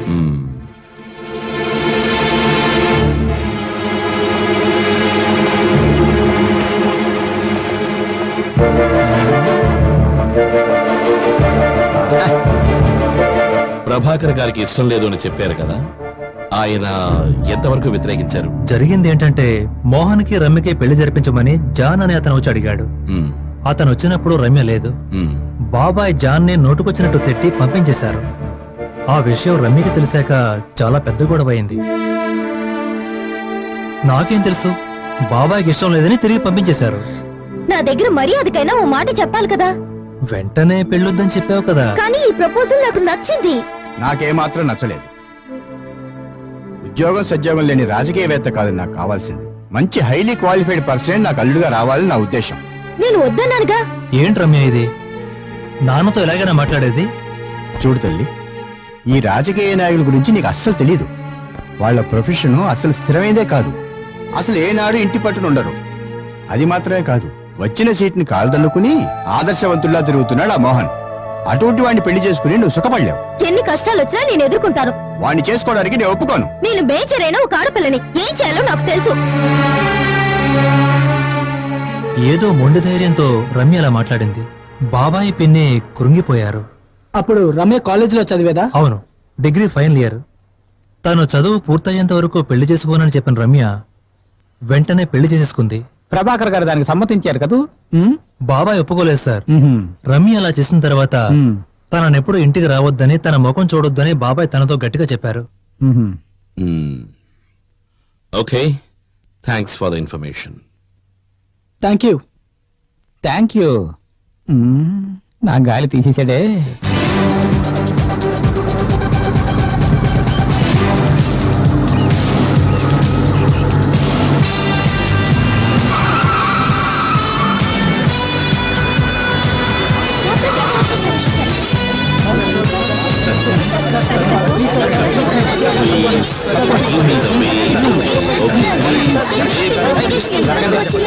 ఇది ఒక ఆత్మహత్య అని లోకల్ పోలీస్ తీసుకున్న నిర్ణయం సరైనది. నేను ఈ విషయం ఆ రోజే చెప్పాను కదా, మైక్ తెలివైన వాళ్ళు బాగా చెప్పగలరని చెప్పాను. తెలివి లేని వాళ్ళు ఏం చెప్పగలరు? సరే, ఇన్ఫర్మేషన్ గురించి మాకు ఆల్రెడీ తెలిసిందే. ఇంకేమైనా? సారీ, ఇంతకు మించి నేనేం చెప్పలేను. మీరు ఇంకా ఏమైనా తెలుసుకోవాలనుకుంటే సార్ అడిగి తెలుసుకో. మీరు ఇంకా డౌట్ఫుల్ గానే ఉన్నారనమాట. నో, రమ్య ఎందుకు ఆత్మహత్య చేసుకున్నది అనే విషయం కనిపెట్టాలి. No more questions. Thank you, bye.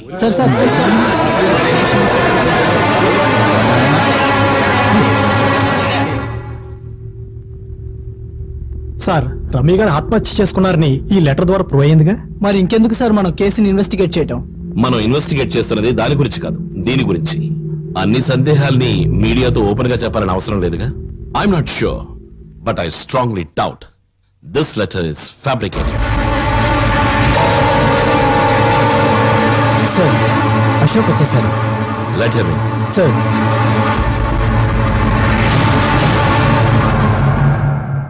ఎప్పట్లా కాకుండా ఆ రోజు పాలు ఇంకొకరి చేత పంపించడానికి కారణం? అంతకు ముందు రోజు రాత్రి నేను ఫ్రెండ్స్ తో సినిమాకి వెళ్ళాను. అందుకే మరుసటి రోజు ఉదయాన్నే నేను లేవలేకపోయాను. కాబట్టి నేను టైంకి పాలు తీసుకెళ్లి ఇవ్వలేకపోయాను సార్. నేను వెళ్ళలేనప్పుడు మా ఇంట్లో వాళ్ళు గాని లేదా పని వాళ్ళు గాని తీసుకెళ్లి ఇస్తారు సార్. అందుకే పాలు మా తమ్ముడు తీసుకెళ్లి ఇచ్చాడు సార్. ఆ రోజు అందరికీ మా తమ్ముడే పాలు సప్లై చేశాడు సార్. ఎన్ని ఇళ్లకి పాలు సప్లై చేస్తూ ఉంటారు? ఇళ్లకు సప్లై చేయం సార్, మిల్క్ సొసైటీస్ లో ఇస్తూ ఉంటాం. మరి మోహన్ ఇంటికి మాత్రం ఎందుకని? రమ్య వాళ్ళ నాన్నగారు ప్రభాకర్ రావు గారు మా నాన్నగారు స్నేహితులు. వాళ్ళకి మాత్రం రోజు సప్లై చేస్తూ ఉంటాం. Okay, thank you very much for your time. You may go. Thank you sir. Excuse me mister Ashok, సంఘటన జరిగిన రాత్రి సినిమాకి వెళ్ళానని చెప్పారు కదా, ఎలా వెళ్ళారు మీరు? బైక్ లో. ఒంటరి కదా? ఫ్రెండ్స్ తో. ఏ సినిమాకి? నోట్బుక్. ఏ షోకి? సెకండ్ షోకి. థియేటర్? భ్రమరాంబ. కాదు, జగదాంబ. వెళ్ళొచ్చు. శ్యామ్ ఏమని చెప్పాడు? చెప్పాడు లెటర్ ఫ్యాబ్రికేటెడ్ అయి ఉంటుందని అన్నాడు. అంటే ఏమిటి అర్థం? అర్థం తెలియకపోతే నువ్వెందుకు ఉద్యోగం చేయను? అలా అంటారా? ఆ లెటర్ ఫోర్జరీ అంటున్నారు. అలా అంటే ఏమిటి అర్థం? మోహన్ కుమార్ నిరపరాధనే కదా. అది సరే, కానీ అసలు మీరు ఇంత తెలివి తక్కువ వారని అనుకోలేదా? తెలివైన వారని అనుకోలేదు. అది కాదు, శ్యామ్ అలా చెప్పాడు అంటే దానికి ఏదో ఓ కారణం ఉంటుంది. కారణం ఉంది కదా, మోహన్ కుమార్ ని రక్షించాలని. శ్యామ్ కి మోహన్ కి పడదన్న విషయం అందరికీ తెలుసు. అలాంటప్పుడు శ్యామ్ మోహన్ ఎందుకు కాపాడతాడు? ఆ విషయం నాకు తెలియదు. ఒకవేళ ముఖ్యమంత్రి ఏదైనా మంచి ఆఫర్ శ్యామ్కి ఇచ్చి ఉండొచ్చు కదా. మోహన్ అసలే ఆస్తి పాస్తులు ఏమని, తండ్రి ఎవరో తెలియనటువంటి వాడని, అతను ఒక ఆదర్శవంతుడని ఒకవేళ ఇలా చేసి ఉండొచ్చు కదా. అందరూ నీలాగా ఉండరు. అసలు రమ్య హ్యాండ్ రైటింగ్ వల్లే సమస్య. ఏమిటా సమస్య? ఆ లెటర్ రమ్య రాసిన హ్యాండ్ రైటింగ్ అని హ్యాండ్ రైటింగ్ ఎక్స్పర్ట్స్ కనిపెట్టారు కదా. ఆ విషయం వాళ్ళకి తెలియదా? నేను బల్లగుద్ది చెప్పగలను, ఈ విషయంలో ముఖ్యమంత్రి శ్యామ్ ఒకటయ్యారని. అందువల్లే శ్యామ్కి కేసును అప్పగించి ఇన్వెస్టిగేషన్ చేయమంటున్నారు. ఇక శ్యామ్ ప్రసాద్ ఏం చెబితే అది జనాలందరూ ఒప్పుకు తీరాల్సిన గతి పట్టింది. ఎందుకంటే ఇది ఒక రాజకీయం కదా. తప్పదు మరి.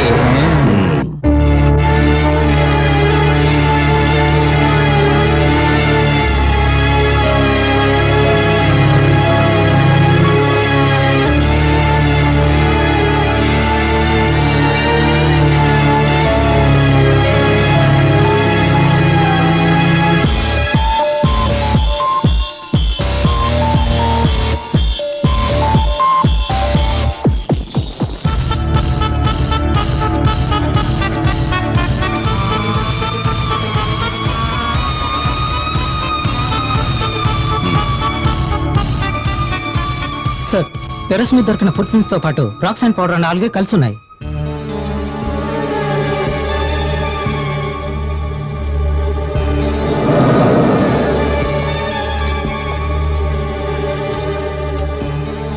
ఈ ప్రింట్స్ కి ఈ కేసుకి సంబంధం ఉంటుందని మీరు ఎలా అనుకుంటున్నారు? మనం ఈ ఇంటి చుట్టుపక్కల నుంచి కొన్ని శాంపిల్స్ తీసి సేకరించాం. అందులో 3 ఫుట్ ప్రింట్ శాంపిల్స్ లో మనకి రాక్ శాండ్ పౌడర్ ఆల్గైన్ సబ్స్టెన్స్ 3 చోట్ల కనిపించాయి. Kitchen, dining, bedroom. అంటే టెర్రస్ మీద ఉన్న వ్యక్తి, అది ఎవరైనా సరే, ఆ వ్యక్తి డైనింగ్ రూమ్ ద్వారా రమ్య బెడ్రూమ్ లోకి ప్రవేశించాడు. Sir that means? Now it means nothing, but there is something. Sir ఒకవేళ ప్రింట్స్ ఇంట్లో వాళ్ళు ఎవరైనా అయి ఉండొచ్చుగా? ఆ ఇంట్లో ఉన్నది మొత్తం 3. రమ్య, మోహన్ కుమార్, పని మనిషి. టెర్రస్ లో మనకు కనిపించిన ఫుట్ ప్రింట్ యొక్క కొలత 12 ఇంచులు.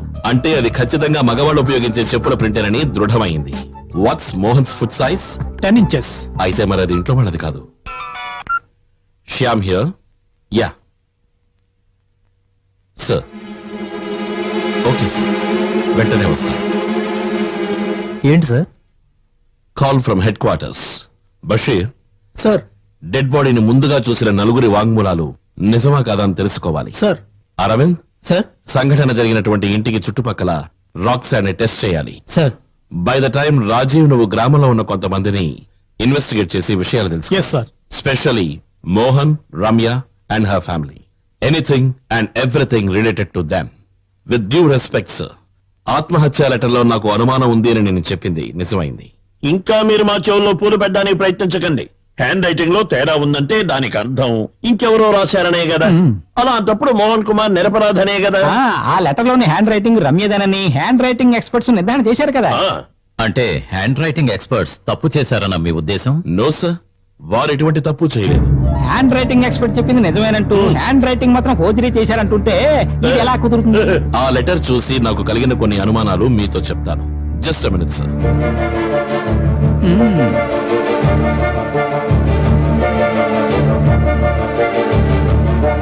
రమ్య రాశారు అని చెప్పబడుతున్న ఆత్మహత్య లెటర్ ఇది.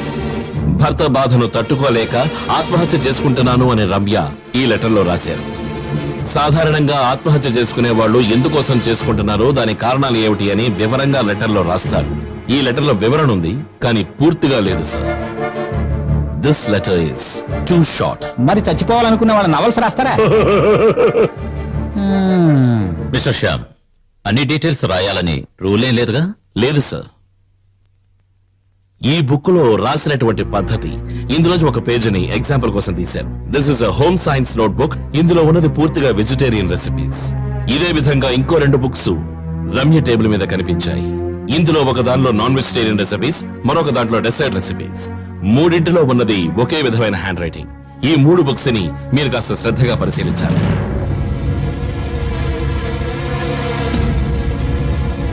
ఈ 3 మీకు ప్రత్యేకంగా ఏమైనా కనిపిస్తోందా?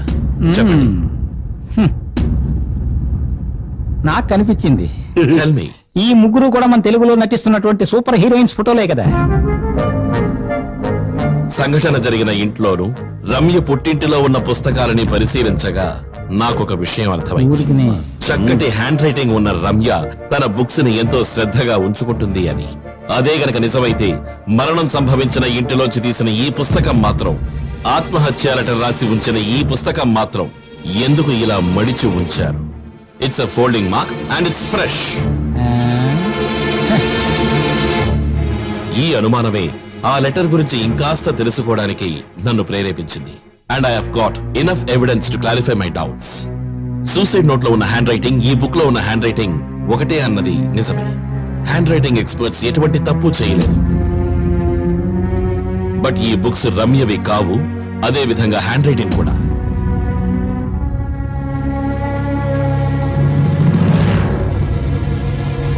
ఏం మాట్లాడుతున్నారు సార్ మీరు? ఇవి చనిపోయిన రమ్య రూమ్ లో దొరికిన పుస్తకాలే కదా. అవును, కాదని నేను చెప్పలేదు కదా సార్. డిగ్రీ ఫైనల్ ఇయర్ చదువుతున్న సమయంలోనే రమ్యకి వివాహం అయింది. తను హోమ్ సైన్స్ చదవడానికి అసలు వెళ్ళనే లేదు. సాధారణంగా హోమ్ సైన్స్ చదవడానికి ఇష్టం లేని అమ్మాయిలకి ఒక రకమైన అలవాటు ఉంటుంది. అది మిగతా వారి నోట్బుక్స్ తీసుకొచ్చి అది చూసి రాయడం. ఒకవేళ ఆ రకంగా తీసుకొచ్చిన నోట్బుక్స్ అయి ఉండొచ్చుగా ఇవి. మన బ్యాడ్ టైం ఏమిటంటే ఈ బుక్స్ లో పేరు కూడా లేదు. ఇది ఈయన ఊహాగానం మాత్రమే.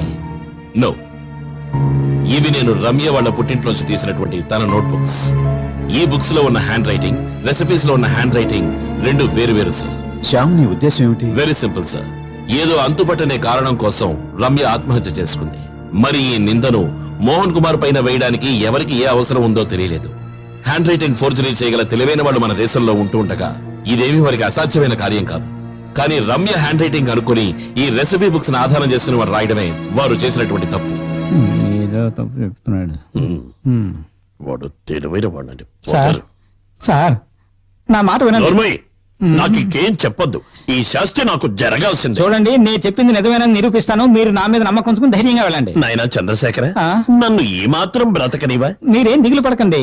4-3 లెటర్ ఎవడు రాశాడో వాడు కనిపెట్టే లోపుగానే నేను అన్ని కనిపెట్టి తీరుతాను. నువ్వు నన్ను బ్రతకనిచ్చేలా లేవు గాని ఇన్వెస్టిగేషన్ ఆపే. ఇక నువ్వు ఈ కేసు విషయంలో గనక తల దూరిస్తే రౌడీని పిలిపించి నీ కాళ్ళు చేతులు నరికేమిస్తాను. కాళ్ళు బతుకుంటే బలుసాకైనా తినచ్చు. దేవుడా. CM is very much impressed. Nomination వేయకముందే ఈ కేసు సాల్వ్ అయిపోతుందని ఆయన గట్టి నమ్మకంతో ఉన్నారు. అది సాధ్యం నాకు అనిపించడం లేదు. Why? ఇంకా వారం రోజులు ఉందిగా. ఆ లెటర్ ఫ్యాబ్రికేషన్ ఫ్రాడ్ ని పట్టుకోవడం చాలా తేలికవుతుంది. Actually I'm not after that. నేను వెతుకుతున్నది వారిని కాదు. మరి ఇది ఆత్మహత్య కాదు సార్. It's a murder. What the hell are you talking? That's the truth sir. And it's well planned brutal murder. అతి తెలివైన ఒక హంతకుడి చాతుర్యం. But don't worry sir, trust me. Just trust me.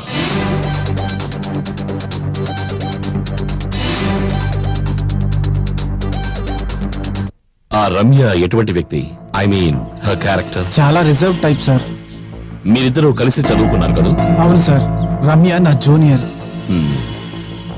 Mohan election committee ఆఫీస్కి వచ్చినప్పుడు మీరెక్కడున్నారు? నేను మా చుట్టాలింటికి వెళ్ళాను సార్. ఎక్కడికి? శ్రీకాకుళానికి. ఎందుకని? డబ్బు అవసరం అయితే అడుగుదామని వెళ్ళాను. మోహన్ గారి కోసమే. చదువుకుంటున్న కాలంలో రమ్యకి మోహన్ అంటే ఇష్టమని మీకు తెలుసా? తెలియదు సార్.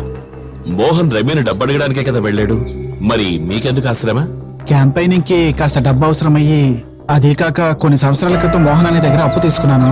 ఈ టైంలో గనక నేను అది ఇవ్వగలిగితే ఆయనకి ఉపయోగపడుతుందని. అయితే డబ్బు దొరికిందా? లేదు. నేను అక్కడికి వెళ్ళేసరికి వాళ్ళు అక్కడ లేరు, వేరే ఊరికి వెళ్ళారట. అదెలా తెలిసింది? వాళ్ళని మొబైల్లో కాంటాక్ట్ చేస్తే వాళ్లే చెప్పారు. అయితే మరి మొబైల్లో కాంటాక్ట్ చేసిన తర్వాత వెళ్ళుంటే బాగుండేది కదా. అదేంటంటే మోహన్ రమ్యల వివాహం గురించి మీ అభిప్రాయం ఏమిటి? నిజం చెప్పాలంటే నాకు ఇష్టం లేదు సార్. కారణం?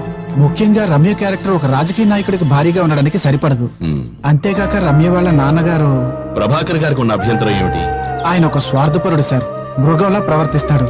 డబ్బు సంపాదించడం కోసం ఎన్ని దుర్మార్గాలకైనా ఒడిగడతాడు. Okay John, thank you. Welcome. And all the best mister John for the by election. Thank you sir. Impossible. It's impossible. మీరు చెప్పినట్టుగానే అన్ని యాంగిల్స్ లోనూ అన్ని పాసిబిలిటీస్ ఆలోచించాను. ఇది ఆత్మహత్యనని నాకు గట్టి నమ్మకం. I'll explain sir. సార్, ఎలుక విషయంలో ఉన్నటువంటి జింక్ ఫాస్ఫైడ్ అనే రసాయన పదార్థమే అందులోని పాయిజనింగ్ ఫ్యాక్టర్. 5 గ్రాముల జింక్ ఫాస్ఫైడ్ చాలు ఒక మనిషి మరణించడానికి. కానీ అటువంటి కేసుల్లో మనిషి చనిపోయేది 10-12 గంటలు గడిచిన తరువాత. డోసేజ్ ఎక్కువయ్యే కొద్దీ మరణం కూడా చాలా త్వరగా సంభవిస్తుంది. రమ్య విషయంలో మరణం చాలా త్వరగా సంభవించింది. అంటే రమ్య శరీరంలోకి 5 గ్రాముల డోసేజ్ కంటే ఎక్కువగానే వెళ్ళింది. Yes, it is that. Forensic report ప్రకారం రమ్య శరీరంలో 10 గ్రాముల జింక్ ఫాస్ఫేట్ ఉన్నట్టుగా మెన్షన్ చేశారు.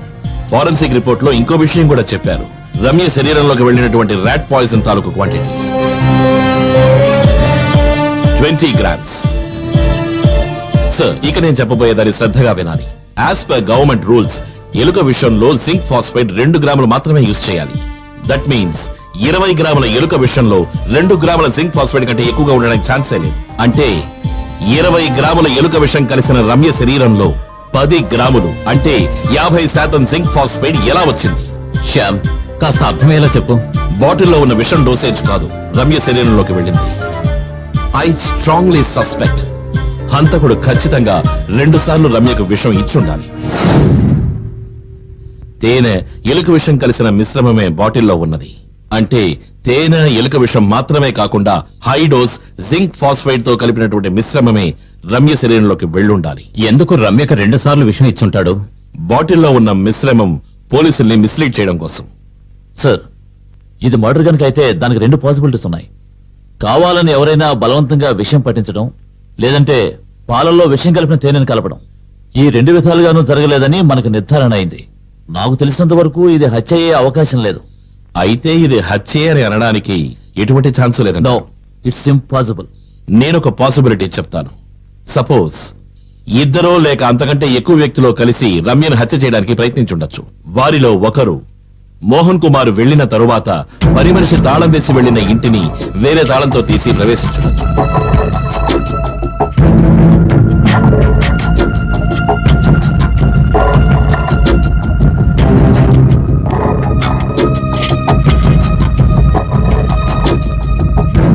రమ్య రూములో లేని సమయం చూసి ఆమె మంచం కిందన దాక్కుని ఉండుండొచ్చు.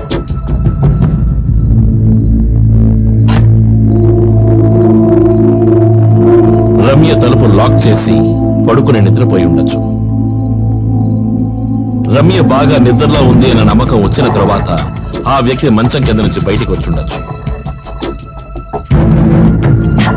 తన చేతిలో ఉన్నటువంటి విషం బాటిల్ మూత తీసి తేనెతో కలిపిన విషాన్ని మెల్లగా రమ్య నోటిలో పోసుండొచ్చు.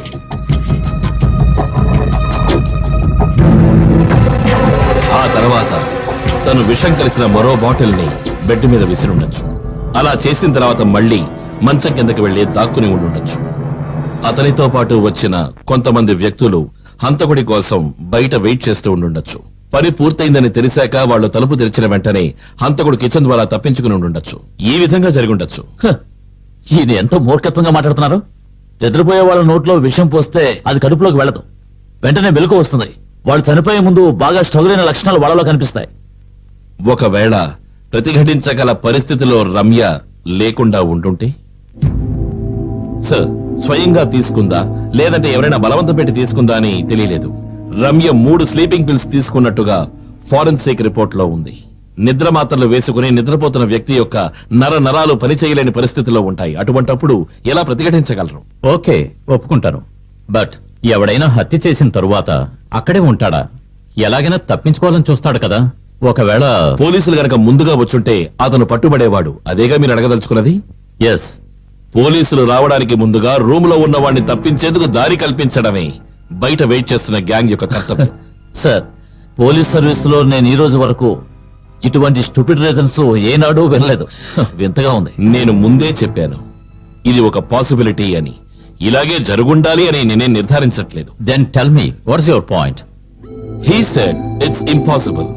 ఇది ఒక హత్యా ప్రయత్నం అవ్వడానికి ఎటువంటి ఛాన్స్ లేదని. అలాగే నేను చెప్పిన విధంగా జరిగే అవకాశాలు కూడా చాలా చాలా తక్కువ. ఒప్పుకుంటాను. But my question is it humanly possible? It is possible. That's my point. నువ్వు చెప్పిన దాన్ని బట్టి చూస్తే ఈ విధంగా హత్య చేసిన వాడు మాస్టర్ మైండ్ అయి ఉండాలి. మన ప్రతి కదలికని గమనించొచ్చు. తెలుసు సార్. దీన్ని మనసులో ఉంచుకుని నేను పత్రికా విలేకరుల ముందు ఇదొక ఆత్మహత్య అని ఒప్పుకున్నాను. నేను తప్పుదారి పట్టాను అన్న సంతోషంతో హంతకుడు స్వతంత్రంగా బయట తిరుగుతూ ఉండుండొచ్చు. అదే కదా నాకు కావాల్సింది.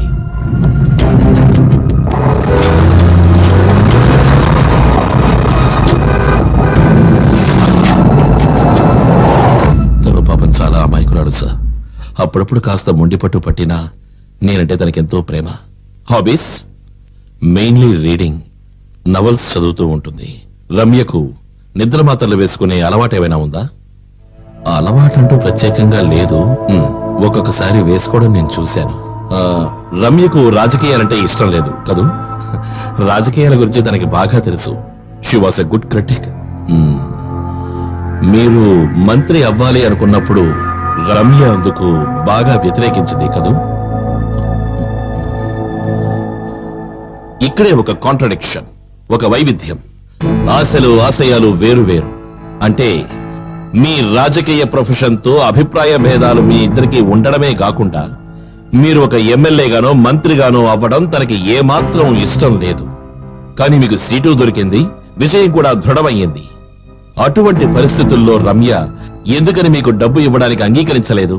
ఇంతకు ముందు ఒకసారి తన అకౌంట్లోంచి 2 లక్షల రూపాయలు ఒక అవసరం కోసం తీసుకున్నాను. నేను దాన్ని తిరిగి తనకి ఇవ్వలేకపోయాను. దేనికోసం 2 లక్షల రూపాయలు తీసుకున్నారు? నిజం చెప్పాలి. రాజకీయ అవసరాల కోసమనే తనతో చెప్పి తీసుకున్నాను, కానీ అది ఒక వ్యక్తికి అప్పు ఇవ్వడం కోసం తీసుకున్నాను. ఎవరికి? జాన్కి. జాన్ తీసుకున్న ఒక లోన్ రెవెన్యూ రికవరీ అయిపోయింది. ఆ విషయం ఎందుకని రమ్యకు తెలియకుండా దాచారు? తనకి నిజం చెప్తే ఒప్పుకోదన్న భయంతోనే. డబ్బు మీకు అవసరమైనప్పుడు జాన్ని అడిగారా? లేదు, జాన్ దగ్గర డబ్బు లేదని నాకు బాగా తెలుసు. ఒకే పార్టీలో ఉంటున్నప్పటికీ మోహన్ కుమార్కు మీకు ఆశయాలకు సంబంధించి అభిప్రాయ భేదాలు ఉండేవి కదూ? రాజకీయాల్లో ఇలాంటివన్నీ సహజమే కదా. కానీ వ్యక్తిగతంగా మా ఇద్దరి మధ్య ఎటువంటి సమస్య లేదు. మోహన్ కుమార్ భార్య ఆత్మహత్య చేసుకున్న విషయం మీకెప్పుడు తెలిసింది? ఉదయం ఏ టైంలో? 9:30, 10 గంటల మధ్య ఫోన్ చేసి చెప్పారు. ఎవరు చేసి చెప్పారు? Election committee convener Krishna. అప్పుడు మీరేం చేశారు? నేను వెంటనే మోహన్ వాళ్ళ ఇంటికి వెళ్ళాను. మిస్టర్ కృష్ణ మీతో ఏం చెప్పారు? మోహన్ భార్య రమ్య విషం తాగి ఆత్మహత్య చేసుకున్నారని. Okay, thank you for your time mister Samuel. Welcome sir. It's a nice house.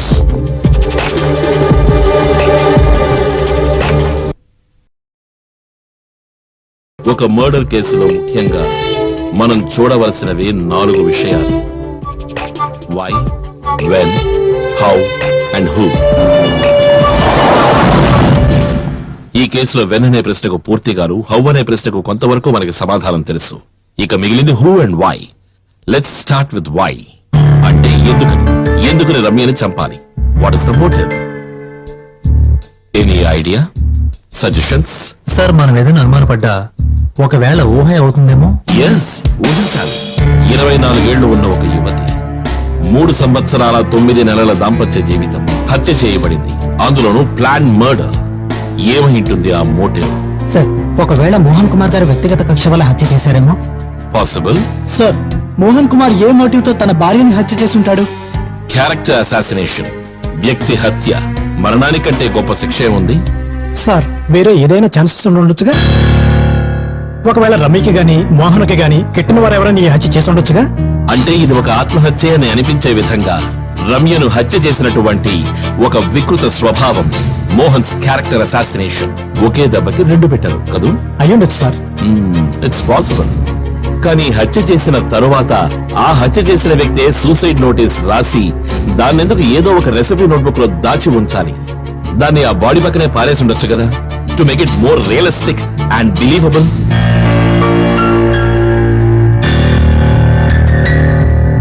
I think it's a time for a list of suspects. Excuse me sir, ఆ హంతకుడు ఈ లిస్ట్ లో ఉన్న వాళ్ళు అయి ఉంటారని ఏమిటి నమ్మకం? నమ్మకం కాదు, కానీ అవకాశాలు చాలా ఉన్నాయి. రమ్య ఇంటి గురించి, దినచర్యల గురించి బాగా తెలిసిన వ్యక్తే అయి ఉండాలి ఈ హత్య చేసిన వ్యక్తి. సార్, బెంగళూరు నుంచి ఆ రోజే వచ్చానని చెప్పిన పాలవాడి స్టేట్మెంట్, ఆ రోజు పేపర్ రావడం లేట్ ఉందని చెప్పిన పేపర్ వాడి స్టేట్మెంట్ నిజమేనని తేలింది కదా? Okay, so let's bring down the list. And what about Trinath? అతను చెప్పింది నిజమేనని మనం సేకరించిన టెలిఫోన్ బిల్ ద్వారా ప్రూవ్ అయింది. రమ్య గారు చనిపోయిన తర్వాత ఆ ఫోన్ నుంచి 2 అవుట్ గోయింగ్ కాల్స్ వెళ్ళాయి. 2 కాల్సా? అవును సార్, 7:38కి 7:40కి. ఫస్ట్ నంబర్ పోలీస్ స్టేషన్ ది, రెండో నంబర్ జాన్ శామ్యూల్ ది. John Samuel. I smell a rat. ఆ ఇన్సిడెంట్ గురించి ఇన్ఫర్మేషన్ ఇచ్చిన అతను. Shekhar sir, play the video. Yes sir.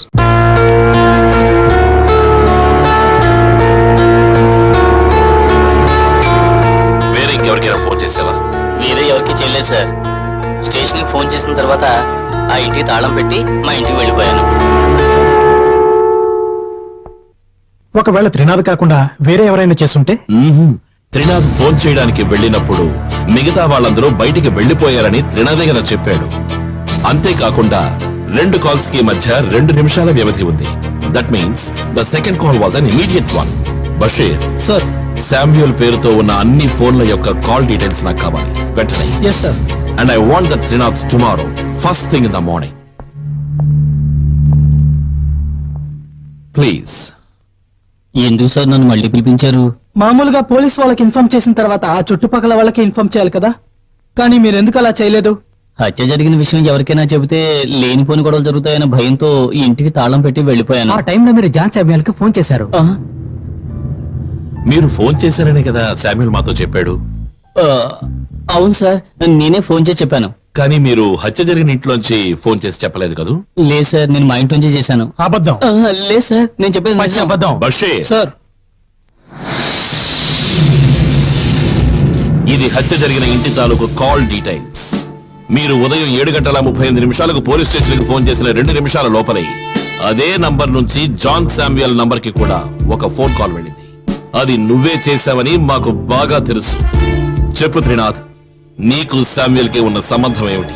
మీరిద్దరూ ఏం మాట్లాడుకున్నారు ఆ రోజు? బై ఎలక్షన్ లో మోహన్ సీట్ దొరికినట్టు శామ్యుల్ ఫోన్ చేసి చెప్పాను. మోహన్ సీట్ వచ్చిన విషయం తెలిసి మోహన్ ఎలాగైనా తప్పించాలని శామ్యుల్ నాతో మాట్లాడాడు. ఆ రోజు పోలీస్ స్టేషన్ ఫోన్ చేసిన తర్వాత నేను శామ్యుల్తో ఫోన్లో మాట్లాడాను. నువ్వు నిజమే చెప్తున్నావా? అవును, నేను మోహన్ గారి ఇంట్లోంచి మాట్లాడుతున్నాను. నువ్వు అక్కడే ఉండు, నేను వెంటనే వచ్చేస్తాను. ఓకే.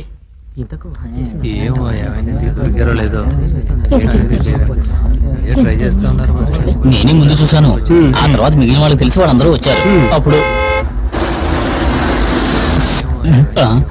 ఒక్క నిమిషం, ఇప్పుడే వస్తాను.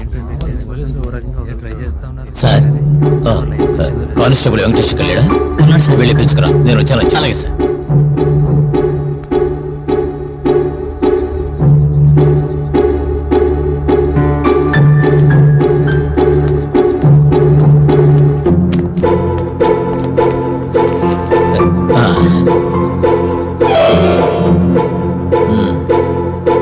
శ్రీనాథ్, నువ్వు వెళ్ళు.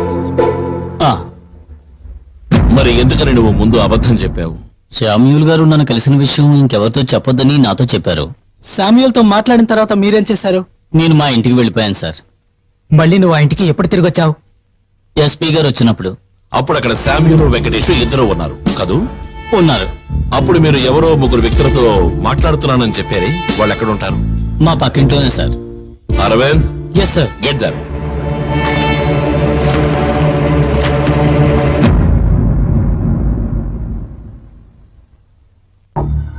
ఆ తర్వాత కానిస్టేబుల్ వెంకటేష్ ని మీరు చూసారా? చూసాం సార్. ఏం చూసారు? త్రినాథ్ అటువైపు వెళ్ళిన కాసేపటికి కానిస్టేబుల్ వెంకటేష్ కూడా అటువైపు వెళ్ళాడు సార్. అప్పుడు చేతులు ఏదైనా ఉందా? ఉంది సార్, చేతిలో ఏదో తీసుకెళ్ళడం చూశాను సార్. అతను దాన్ని జీపులో పెట్టి లోపలికి వెళ్ళిపోయాడు సార్. లేదురా, ఆయన చేతులు ఏం లేదు. ఆయన తిన్నగా ఇంట్లోకి వెళ్ళడం మేము చూసాం సార్.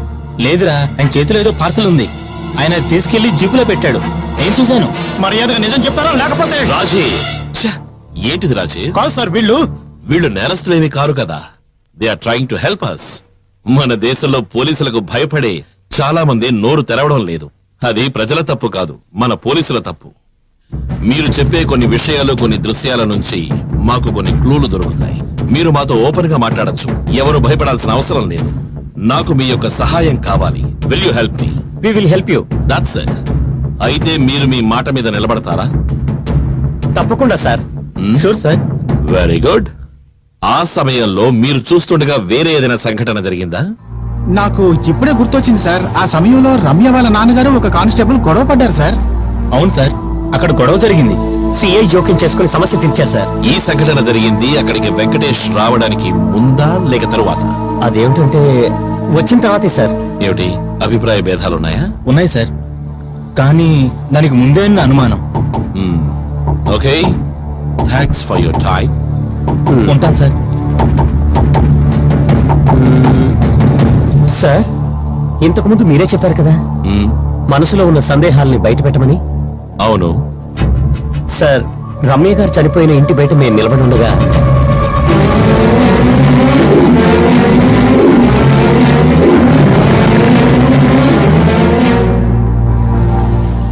ఆ విషయంలో మీకు ఏమిటి అనుమానం? ఏం లేదు సార్, అటువంటి ఆల్టరేషన్ చేసిన బైక్ ని మేము ఇంతకు ముందు చూసిందే లేదు సార్. అది ఎవరిదో బయట వాడిదై ఉంటుంది. Sorry sir.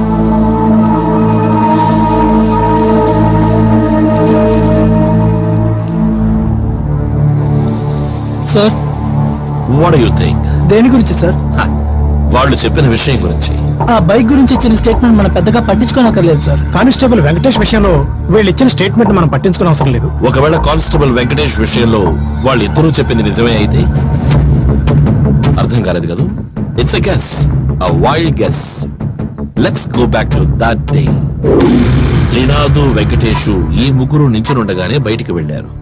కాసేపు అయిన తర్వాత వెంకటేష్ మాత్రమే వచ్చాడు. అది వీళ్లలో ఒక్కరే చూశారు. సరిగ్గా ఆ సమయంలోనే ప్రభాకర్ కి ఒక పోలీసుకి గొడవ జరిగి ఉండొచ్చు. కరెక్ట్ గా అప్పుడే వెంకటేష్ బయటికి వెళ్ళుండొచ్చు. అది ఆ ముగ్గురు చూసుండకపోవచ్చు. మళ్ళీ తిరిగి వచ్చి ఆ ముగ్గురు నించునే పొజిషనింగ్ లో మార్పు ఏర్పడి ఉండొచ్చు. వెంకటేష్ ఒక చిన్న పార్సిల్ తో వచ్చాడు. దాన్ని జీపులో పెట్టాడు, తిరిగి వెళ్లిపోయాడు. అది ఆ ముగ్గురులో వేరొకరు చూసుండొచ్చు. ఆ విధంగా జరిగి ఉండొచ్చు కదా. అయితే వాళ్ళిద్దరు చెప్పింది నిజమే ఉండొచ్చు. బుక్ తీసి ఇచ్చింది వెంకటేష్ అయి ఉంటాడు. అంటే తిరిగి వచ్చినప్పుడు అతని చేతిలో ఉన్నది శామ్యూల్ బ్రీఫ్ కేసులో డబ్బు చూశారని త్రినాథ్ చెప్పింది నిజమే అయితే వెంకటేష్ చేతిలో ఉన్న ఆ పార్సెల్ డబ్బే అయి ఉండాలి. అతను చెప్పిన బైక్ గురించి మీ అభిప్రాయం ఏమిటి? దారిని పోయే వాళ్ళది అయి ఉండొచ్చుగా. అది దారిని పోయేవాడిది కాదు. ఒకవేళ నువ్వు చెప్పినట్టుగా వాడు దారిని పోయేవాడే అయితే బైక్ ఆపి ఆ బాడీ ఎవరిదని అడిగి వెళ్లాల్సిన అవసరం లేదు కదా. అది కాదు సార్, దారిని వెళ్లే వాళ్ళే అయితే అంత శ్రద్ధ తీసుకోరు కదా. దారిని వెళ్లేవాడైతే తిన్నగా వెళ్ళాలి. ఎందుకని మళ్ళీ తిరిగి వెనక్కి వెళ్ళాడు? ఒకవేళ ఏం జరుగుతుందో అని తెలుసుకోవడానికి వచ్చుంటాడేమో. తెలుసుకోవాలని వచ్చిన వాడు ఎందుకు ఇంతమంది చేరారా అని అడుగుతాడు. అంతేకాకుండా అటువంటి బైక్ ఇంతకు ముందు ఈ ఏరియాలోనే చూడలేదు అని అతను చెప్పాడు కదా.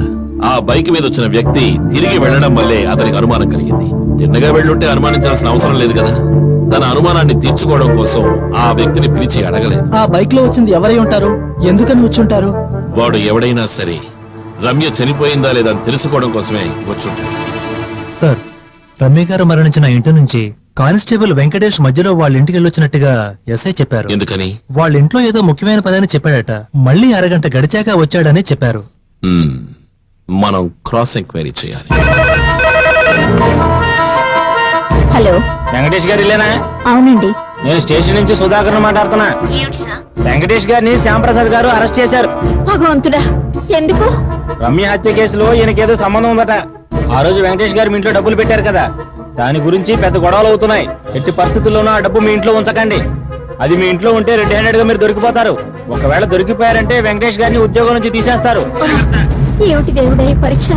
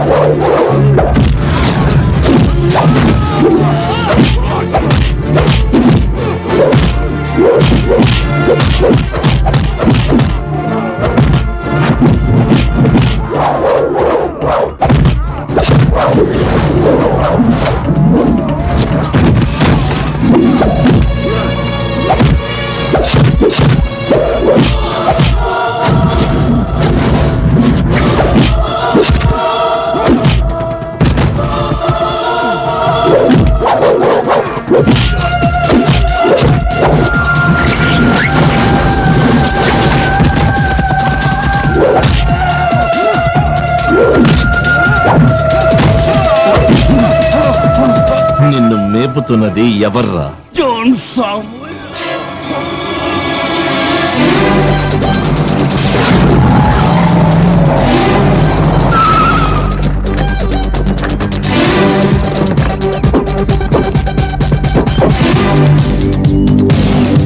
Mr. John Samuel, you are under arrest.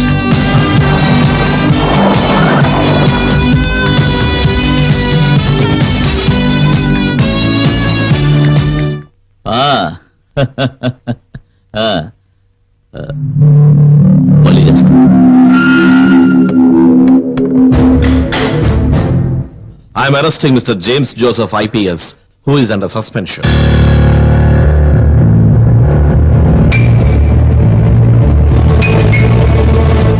For conspiracy and fabricating suicide note of late Ramya Mohan. Please come.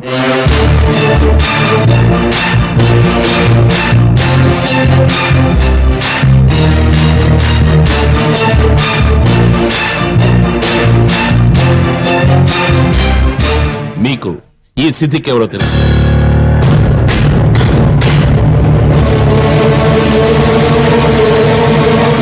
ఇంతకు ముందు ఇతడు ఒక క్రిమినల్ కేసులో పట్టుబడ్డాడు. ఇతన్ని ఆ కేసు నుంచి రక్షించింది మీరే. అది మీది శామ్యుల్ ది ఫోన్ బిల్స్ లో దొరికిన మాకు ఈ నంబర్ ని బట్టి ట్రేస్ చేసి వాడిని పట్టుకున్నాం. చెప్పాల్సిందంతా ఇతడు పూర్తిగా చెప్పేశాడు. రమ్య చనిపోయిందని తెలిసిన తర్వాత శాంపుల్ నన్ను కలిసి మాట్లాడాలని చెప్పాడు. ఆత్మహత్య అనుకుంటున్నాను, కానీ ఇంకా ఏమి నిర్ధారణ కాలేదు. ఆవిడ రాసిన ఆత్మహత్య లెటర్ దొరికిందా? ఇప్పుడు దాని గురించి మనకెందుకు, ఇంకా పోలీస్ ఎంక్వైరీ చేయాలి కదా. దాని గురించి నేను చూసుకుంటానులే. నువ్వు ఈ కేసు ఇంట్రాగేట్ చేయడానికి డీజీపీ ఆర్డర్స్ ఇచ్చారు కదా. అయితే ఏంటి? అక్కడికి నువ్వు ఖచ్చితంగా వెళ్లి తీరాలి కదా. నువ్వు అందుకు ఒప్పుకో, మన పని సులువైపోతుంది. రమ్య హ్యాండ్ రైటింగ్ ఫోర్జరీ చేయించడం కష్టమేమీ కాదు. దానికి కావాల్సిన మనిషి నేను అరేంజ్ చేస్తాను.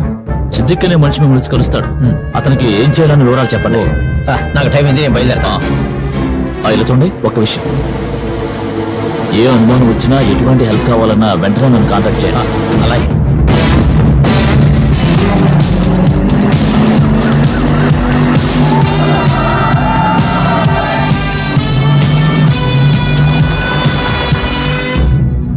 సార్, మనకు సంఘటనా స్థలంలో దొరికిన రాక్సాన్ పౌడర్ ఇక్కడదే సార్.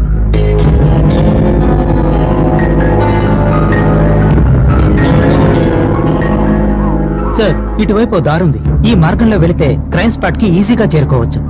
ఈ చుట్టుపక్కల ఇళ్లే వీలేవా? ఒకే ఇల్లుంది సార్, ఆ కార్నర్ లో. ఆ ఇంట్లో ఉండేది ఇతనే, పేరు థామస్. ఈ రాళ్ల పౌడర్ ఎందుకని ఇక్కడ పోసా? పెద్ద వర్షం వస్తే ఇక్కడ గుంట అయిపోతండి, అందుకే ఇక్కడ తీసుకొచ్చి పోసాను. మనం ఒకసారి ఆధారం చూడొచ్చు. సార్, థామస్ తో ఈ కేసు గురించి డిస్కస్ చేసినప్పుడు అతను నాకు విషయం చెప్పాడు. సాధారణంగా చీకటి పడ్డాక ఇటువైపు బళ్ళేవి వెళ్ళవట. కానీ కొన్ని రోజుల క్రితం చీకటి పడ్డ తర్వాత ఒక బైక్ ఇటువైపుగా వెళ్లే శబ్దం వినిపించిందని థామస్ చెప్పాడు. రమ్య హత్య జరిగిన తర్వాత ఇంకే బైక్ వెళ్ళలేదు.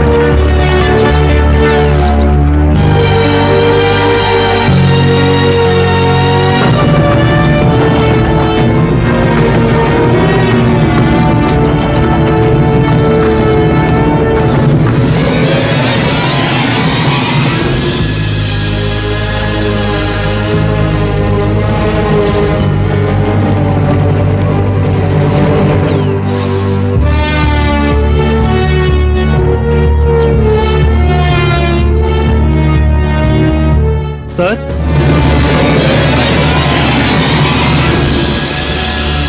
అనకాపల్లిలో ఉన్న ఓ లాడ్జ్ బిల్ ఇది సార్. దానిలో డేట్ చూసారా? రమ్య అదే రోజు హత్య చేయబడింది. ఈ బిల్లు కూడా దాంతో పాటే ఉంది. అక్కడే ఉన్న ఓ చెప్పుల షాపు బిల్ ఇది, దీనిలో కూడా అదే డేట్ వేసింది. అరవింద్ సార్, ఈ రెండు బిల్స్ గురించి ఎంక్వైరీ చేయి. Sir. And Rajesh,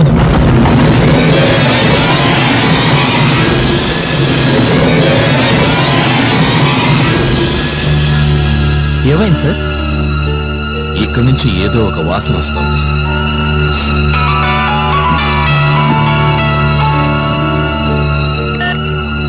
Shyam here. ఏంటి బషీర్, దొరికిందా? ఇప్పుడు ఎక్కడున్నావు? నేను వెంటనే వస్తున్నా. ఈ నూతిలోకి ఎవరైనా దింపండి. దొరికినవన్నీ కలెక్ట్ చేయండి. పబ్లిసిటీ వద్దు. Okay sir. అర్థమైంది కదా సార్?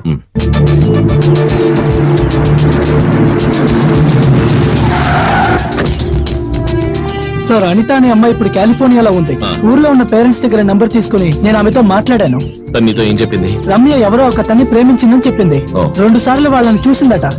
ఎవరా వ్యక్తి? అనితకు అతను తెలీదట. అర్థం కాలేదు. వాళ్ళ ప్రేమ వ్యవహారం గురించి నాతో డీటెయిల్స్ చెప్పలేదు. 2 సార్లు వాళ్ళని చూశాను. మొదటిసారి వాళ్ళని బట్టల షాప్ లో చూశాను. అప్పుడు చెప్పింది అతను తన ఫ్రెండ్ అని. కానీ అతనితో మాట్లాడే అవకాశం నాకు కలగలేదు. రెండోసారి వాళ్ళని ఐస్ క్రీమ్ పార్లర్ లో చూశాను. అప్పుడు మాట్లాడే అవకాశం కలగలేదు. మళ్ళీ కలిసినప్పుడు దాన్ని నేను అడిగాను. తను నాతో చెప్పిన మాట అతను చాలా మంచివాడని చెప్పింది. ఎందుకో నాకు అలా అనిపించలేదు. అతని పేరేంటో తెలుసా మీకు? తెలీదు సార్. ఓ, రమ్య తన పెళ్లికి మిమ్మల్ని పిలవలేదా? లేదు, అంతకు ముందే నేను స్టేట్స్ కు వెళ్ళిపోయాను. అంటే మీరు రమ్య భర్త మోహన్ ని ఇంతవరకు చూసిందే లేదు? లేదు. ఓకే, మీరు ఆ రోజు చూసినటువంటి ఆ వ్యక్తి ఫోటోని చూపిస్తే మీరు గుర్తుపట్టగలరా? గుర్తుపడతారు సార్. గుడ్. నేను కొన్ని ఫోటోస్ మీకు మెయిల్ చేస్తాను. ఆ ఫోటోస్ లో మీరు చూసిన వ్యక్తి గనక ఉంటే ఆ ఫోటోని మాత్రం తిరిగి పంపించండి. పార్టీలో లేడంటే? Then forget it. Don't reply. Okay, thank you.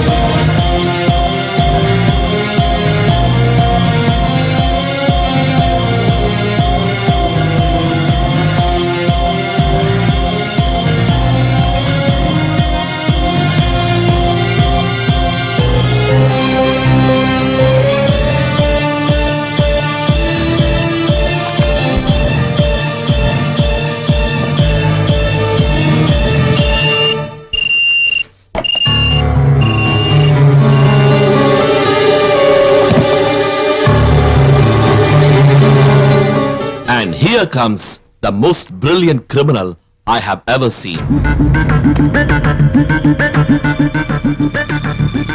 Clever culprit. Sir, మీరు అనేదేమిటి? మన దగ్గర ఆధారాలు లేవు కదా. Just trust me.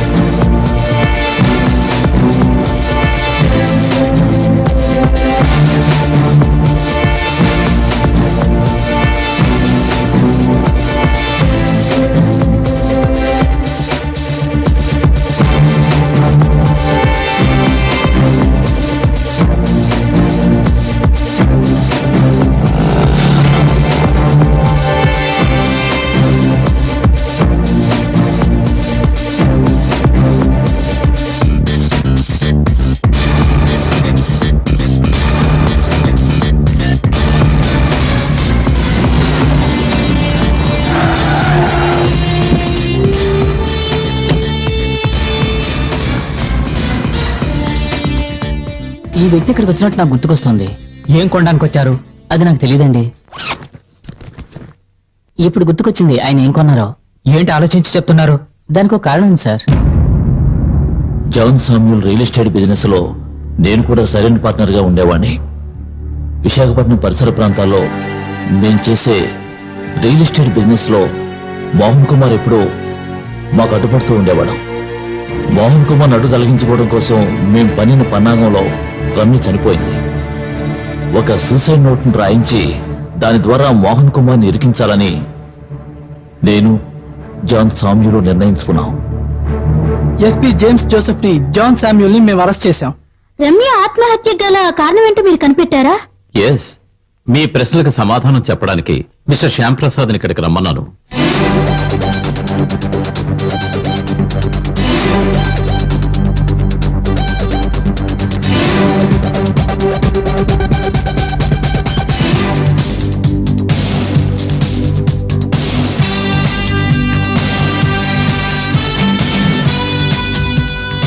Sir, shall I?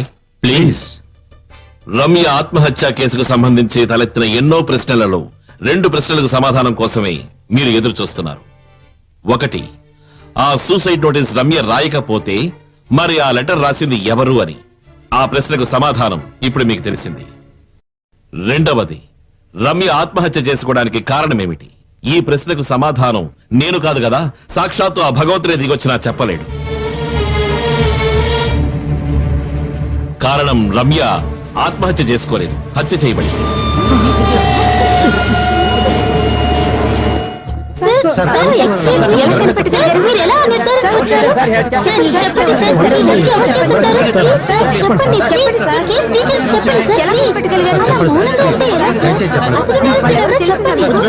Please కూర్చోండి, దయచేసి కూర్చోండి. చెప్పేది మీకే. ప్లీజ్ మీరందరూ నిశ్శబ్దంగా ప్రశాంతంగా కూర్చోండి. ప్లీజ్ ప్లీజ్ ఏం చెప్తున్నారో మీరందరూ వినండి. దయచేసి కూర్చోండి ప్లీజ్. మీ సందేహాలకి శ్యామ్ సమాధానాలు చెప్తారు. ముందు అతన్ని మాట్లాడనివ్వండి. సార్ ఏం జరిగింది నిజం చెప్పండి. మోహన్ కుమార్ కాలేజ్ రాజకీయాల్లో తన ప్రతిభను చాటి బాగా వృద్ధిలోకి వచ్చినటువంటి ఒక యువ నేత, విద్యార్థుల ప్రియ అధ్యాపకుడు.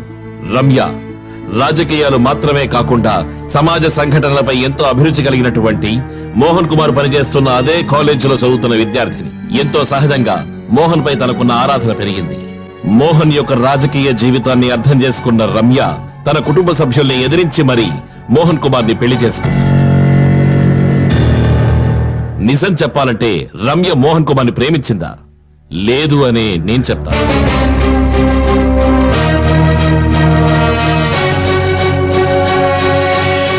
రమ్యకు మోహన్ కుమార్ పై ఉన్నది ఒక రకమైన ఫ్యాసినేషన్ మాత్రమే. భవిష్యత్తులో మోహన్ కుమార్ మంత్రి అయితే దాని మూలంగా కలిగే సౌకర్యాల మీద, సౌలభ్యం మీద ఉన్న మోహం మాత్రమే. అకస్మాత్తుగా అదృష్టం తన తలుపు తట్టి నిల్చున్నప్పుడు ఎన్నో సంవత్సరాలుగా ప్రేమించినటువంటి తన ప్రేమికుణ్ణి తిరస్కరించింది. ఎస్ మిస్టర్ మోహన్ కుమార్, మీకు పరిచయం కావడానికి ముందే రమ్య మరొక వ్యక్తిని ప్రేమించింది. మోహన్ కుమార్ ని పెళ్లి చేసుకున్న రమ్యని బ్లాక్మెయిల్ చేస్తున్నటువంటి వ్యక్తి మాజీ ప్రేమికుడు. వాడి అంతు ఎలాగైనా తేల్చాలని రమ్య నిర్ణయించుకుంది. ఏ విధంగా రమ్య వాడిని దూరం చేయాలనుకుంది, ఎందుకని రమ్యను వాడు చంపాలనుకున్నాడు అనే ప్రశ్నలకు సమాధానంతో వాడు ఇక్కడే మన మధ్యలోనే ఉన్నాడు. మిస్టర్ శ్యామ్, ఎవరది? The most brilliant criminal I have ever come across my career, Sumesh. No sir, నేను కాదు, నాకేం తెలీదు. నాట్ సురేష్, సుమేష్.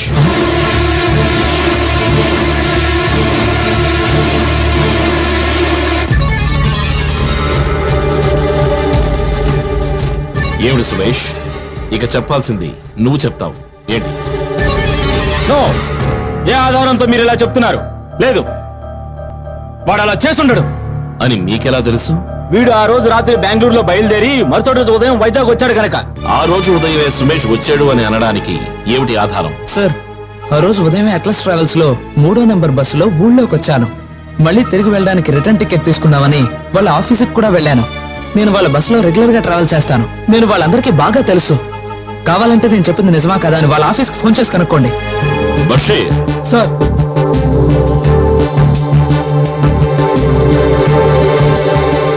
నీ పేరేంటి? వినోద్. నీకు సుమేష్ తెలుసా? తెలుసు సార్, నా రూమ్మేటే. ఇక్కడున్న ఇంకెవరికైనా సరే ఈ వినోద్ తో సంబంధ పరిచయాలు ఉన్నాయా?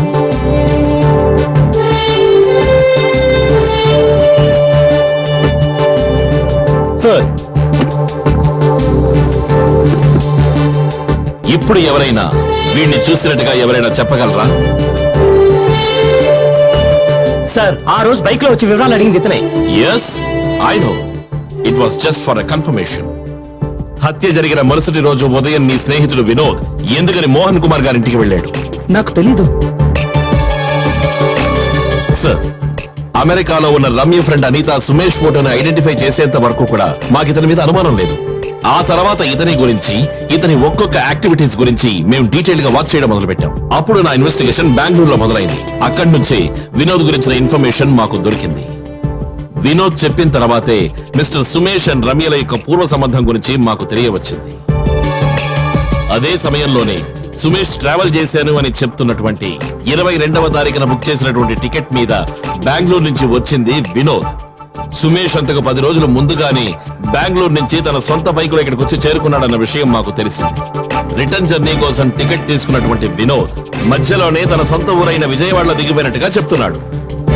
కానీ 23వ తారీఖు ఉదయాన్న 3వ నంబర్ బస్సులో సుమేష్ ట్రావెల్ చేసినట్టు, రిటర్న్ టికెట్ కూడా బుక్ చేసుకున్నట్టు ఆ ట్రావెల్ ఏజెన్సీ వాళ్ళు బల్లగుద్దిమని చెప్తున్నారు. ఈ 2 స్టేట్మెంట్స్ ఉన్న తేడాని ఆధారం చేసుకుని మేము ఒక నిర్ణయానికి వచ్చాం. సరిగ్గా సంఘటన జరిగిన నాడు రాత్రి 12 గంటలకి సుమేష్ మోహన్ కుమార్ ఇంటి నుంచి బెంగళూరుకి బయలుదేరాడు. బెంగళూరు నుంచి బయలుదేరిన సుమేష్ వినోద్ కూడా తెలియకుండా వినోద్ వచ్చి దిగిన అదే బస్సులో ఎక్కి దిగాడు. తను ఆ బస్సులోనే వచ్చాడు అని అందరినీ నమ్మించడం కోసమే సుమేష్ ట్రావెల్ ఏజెన్సీకి వెళ్లి రిటర్న్ టికెట్ బుక్ చేశాడు.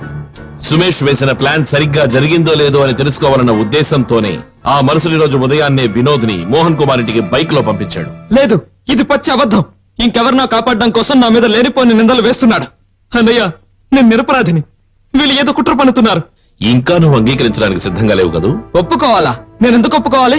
నేను చెయ్యని నేరాన్ని నేను ఎందుకు ఒప్పుకోవాలని? So please you will have to excuse me now. Aravind, వాడిని ఎక్కడికి తీసుకెళ్తున్నారు? నాకు అది తెలియాలి. చూడండి, మీరు వాడి చేత బలవంతంగా నేరం ఒప్పించాలని చూస్తే దానికి నేను ఒప్పుకోను. సార్, ఏం జరుగుతుంది సార్ ఇక్కడ? మీరు కూడా చూస్తూ ఊరుకున్నారేంటి? కమాన్ సుమేష్, నువ్వు ఎంత ప్రయత్నించినా ఇక తప్పించుకోలేవు. నువ్వే ఈ హత్య చేసావని మాకు బాగా తెలుసు. దీనికి కావాల్సిన సాక్ష్యాలన్నీ మా దగ్గర ఉన్నాయి. నో, మీ దగ్గర ఎటువంటి సాక్ష్యాలు లేవు. ఎందుకంటే ఏ నేరమో నేను చేయలేదు కనుక. You are psychic. నిజానికి రమ్య పైన నీకున్నది స్వచ్ఛమైన ప్రేమ కాదు, చెప్పలేనటువంటి ఒక విధమైన ఆవేశం. నువ్వు నిజంగానే ప్రేమించుంటే ఆమెను చంపేవాడి కాదు. అలాంటి అమాయకురాల్ని నీకెలా చంపాలనిపించిందిరా? అమాయకురాలా? థు, దుర్మార్గురాలు.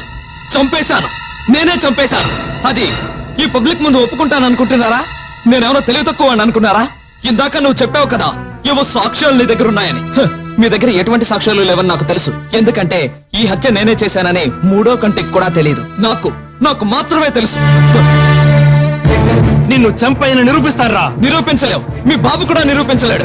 శేఖర్ సార్, మీరు ఒప్పుకుంటే వీడి నుంచి నిజం రాబడతాను. నన్ను నువ్వు కొట్టినా చంపినా సరే, నన్ను నువ్వు ఏం చేసినా నా నోట్లోంచి నిజం రాబట్లేవు. కొట్రా, మీసం మగడవైతే కొట్టు. Relax sir, just relax. మీకు వాడి ఉద్దేశం అర్థం కాలేదా? మనల్ని ప్రేరేపించి వాడి మీద చేయి చేసుకోవాలనేది వాడి ప్లాన్. అప్పుడే వీడు బయట ఉన్న వాళ్ళందరితోనూ మనం వీడిని కొట్టి బలవంతంగా నేరం ఒప్పుకునేటట్టు చేసేవని చెప్తాడు. తెలివైన వాడే.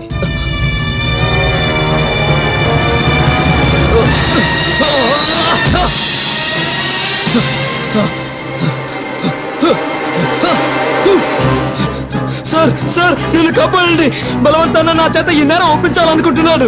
చూడండి, మీరందరూ చూస్తున్నారుగా, రక్తం వచ్చేట్టు నన్ను కొట్టి ఆ నేరాన్ని ఒప్పుకోమని చెప్తున్నాడు. అన్నయ్య, అన్నయ్య, నేను ఈ నేరం ఒప్పుకోకపోతే నన్ను చంపేస్తానని బెదిరిస్తున్నాడు. అన్నయ్య, అన్నయ్య, నువ్వే నన్ను ఎలాగైనా కాపాడాలి. దుర్మార్గురాలు. చంపేశాను, నేనే చంపేశాను. ఈ పబ్లిక్ ముందు ఒప్పుకుంటాను అనుకుంటున్నారా? నేనెవరో తెలివి తక్కువ అని అనుకున్నారా? ఇందాక నువ్వు చెప్పావు కదా, ఏవో సాక్ష్యాలు నీ దగ్గర ఉన్నాయని. మీ దగ్గర ఎటువంటి సాక్ష్యాలు లేవని నాకు. వీడొక సామాన్యమైన క్రిమినల్ కాదు. తనే స్వయంగా ఒక హత్యా పద్ధతిని కనిపెట్టి దాన్ని అత్యద్భుతంగా ఎగ్జిక్యూట్ చేసినటువంటి ఒక పర్వర్టెడ్ జీనియస్. అది ఎవరికీ తెలిసే ఛాన్సే లేదన్న అమిత ఆత్మవిశ్వాసమే ఇతని పథకం వెనుకున్న ముఖ్యాంశం. I know how you did it. నమ్మలేకపోతున్నావు కదా?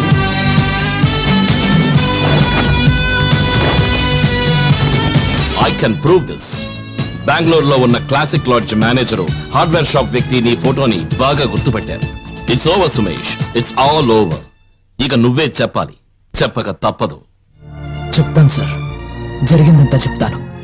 స్కూల్లో చదువుకునేటప్పటి నుంచి నేను రమ్య చాలా క్లోజ్ ఫ్రెండ్స్. రమ్య కోరిక ప్రకారమే నేను ఇంజనీరింగ్ చేయడానికి బెంగళూరుకు వెళ్ళాను. హాలిడేస్కి వచ్చినప్పుడల్లా మేమిద్దరం కలిసి బయటకు వెళ్ళేవాళ్ళం. నేనేం చేయను? ఎంత చెప్పినా మా నాన్న వినిపించుకోవటం లేదు. డాక్టర్ను ఇంజనీర్ను వచ్చి చేస్తానన్న మీ నాన్న ఇప్పుడు రాజకీయ నాయకుడు కావాలంటావేంటి? నాకు తెలీదు. రాజకీయ నాయకుడు అవ్వడంతో అతన్ని చేసుకోవాలని అంటున్నారు. ఓ, చేసుకోబోయేవాడు ఎవడైనా సరే నీకు నచ్చాలి కదా. లేదు సుమేష్, నాకైతే ఇష్టం లేదు. నేను ఎంతగానో ప్రయత్నించి చూశాను. మా నాన్న ససేమిరా ఒప్పుకోవడం లేదు. ఈ పెళ్లికి ఒప్పుకోకపోతే చనిపోతానని బెదిరిస్తున్నారు. నేనొక నిర్ణయం తీసుకున్నాను. మనం కలిసి జీవించడానికి ఆయన ఒప్పుకోకపోతే కలిసి చనిపోతాం. రమ్య, నీకు మతండే మాట్లాడుతున్నావా? మరి నన్ను ఏం చేయమంటావు సుమేష్? పోనీ నువ్వే చెప్పు. మీ నాన్నగారి మాటే విను. నేను బెంగళూరుకు వెళ్ళిపోయాను.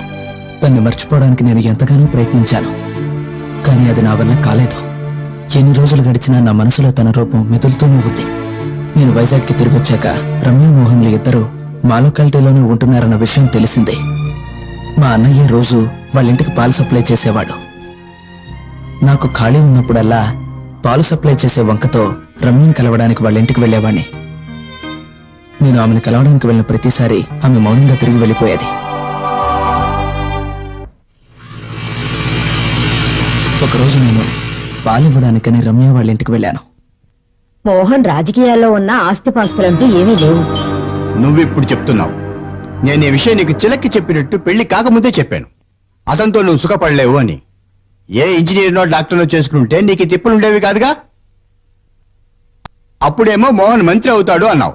ఎంతలా ఎదిరించావు. ఇప్పుడేమైంది? నా విషయంలో మీరు కలగ చేసుకోవద్దు. వీళ్ళిద్దరి మధ్య ఉన్న గొడవలో తలదొరచడం మనకు అనవసరం గాని పదండి, మనం వెళదాం. అయ్యో రండి, వాళ్ళ తంటాలేవో వాళ్ళు పడతారు.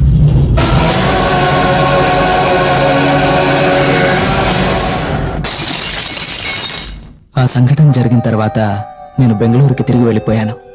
నేను ఎంతగానో ప్రేమించిన రమ్య నన్ను మోసం చేసిందని తెలియగానే నేను కుమిలిపోయాను. ఆ సమయం నుంచి నేను మానసికంగా కృంగిపోయాను. డ్రగ్స్కి అలవాటు పడ్డాను. పోనీరా, మర్చిపో. అది కాకపోతే ఇంకొకటి. కానీ ఇక మీదట నువ్వు ఒక విషయం గుర్తుంచుకో సుమేష్, ఇక మీదట నువ్వు అమ్మాయిని నమ్మకురా. తన్ని కోల్పోయానన్న బాధతో నేనుండగా తను ఇంకొకరిని పెళ్లి చేసుకోవడం చూస్తూ నేను తట్టుకోలేకపోతున్నాను. రే, నీకు కావాలంటే దాన్ని ఏదో ఒకటి చేసేయి. అప్పుడు నీ బెంగ తీరుతుంది. నీకే సహాయం కావాలన్నా చెప్పు, నేను చేస్తాను. వినోద్ ఏదో క్షణిక ఆవేశంలో అలా అన్నా నేను అది నిజం చేయాలనుకున్నాను. నా ఆలోచనలు మరింత బలపడ్డాయి. నేను ఇంటర్నెట్లోనూ బుక్స్లోనూ రెఫర్ చేసి సూసైడ్ అని నమ్మించే విధంగా ఒక మర్డర్ ప్లాన్ చేశాను. అప్పట్నుంచి మోహన్ లేని సమయంలో రమ్య దినచర్యలను నేను గమనిస్తూ వచ్చేవాణ్ణి.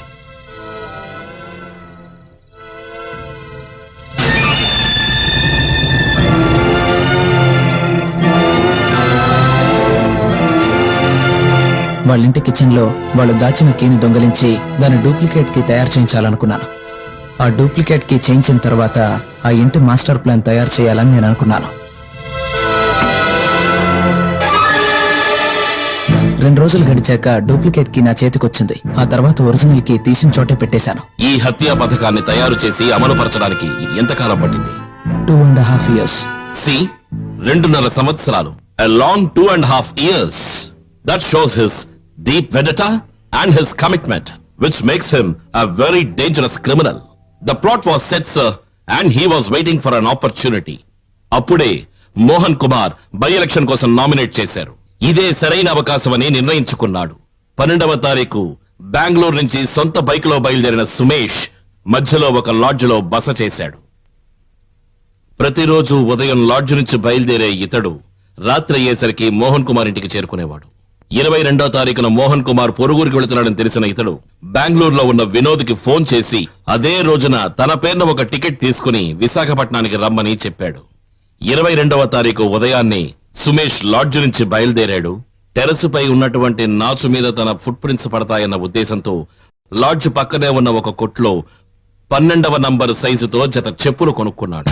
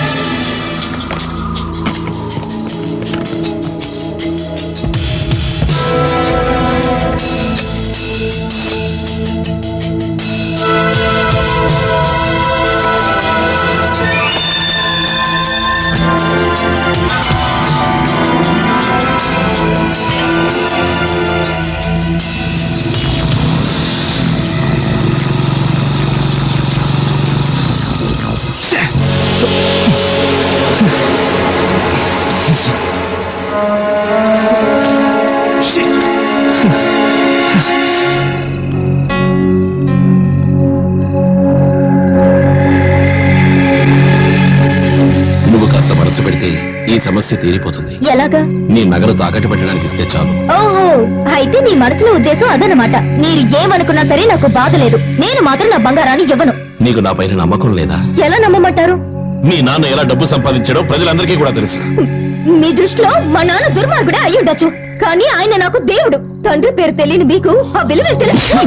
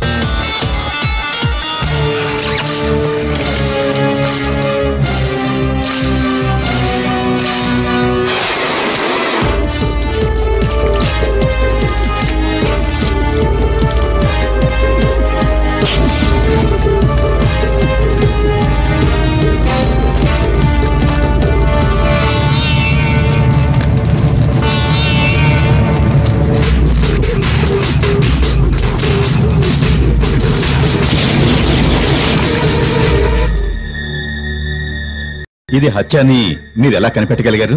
రమ్య బెడ్షీట్ పై పడినటువంటి విషపు చుక్కలు బెడ్ పై ఉన్నటువంటి బాటిల్లోంచి పడినవేనన్న పోలీసుల నిర్ధారణ సరైనది. కానీ అందులోని 5 చుక్కలు తేడాగా కనిపించాయి. దాన్ని మీరు ఎలా గమనించారు? సార్, బాటిల్ నుంచి నేచురల్ గా కింద పడినటువంటి చుక్కకి ఒక హైట్ నుంచి తిన్నగా కింద పడినటువంటి చుక్కలకి ఎంతో తేడా ఉంటుంది. I'll explain. బషీర్, ఇవే సార్ ఆ 5 చుక్కలు. So see the difference. విచారణ ద్వారా తెలిసినది ఏమిటంటే ఒక పైప్ లైన్ ద్వారా స్ట్రైట్ గా పడినటువంటి చుక్కలే ఈ చుక్కలు.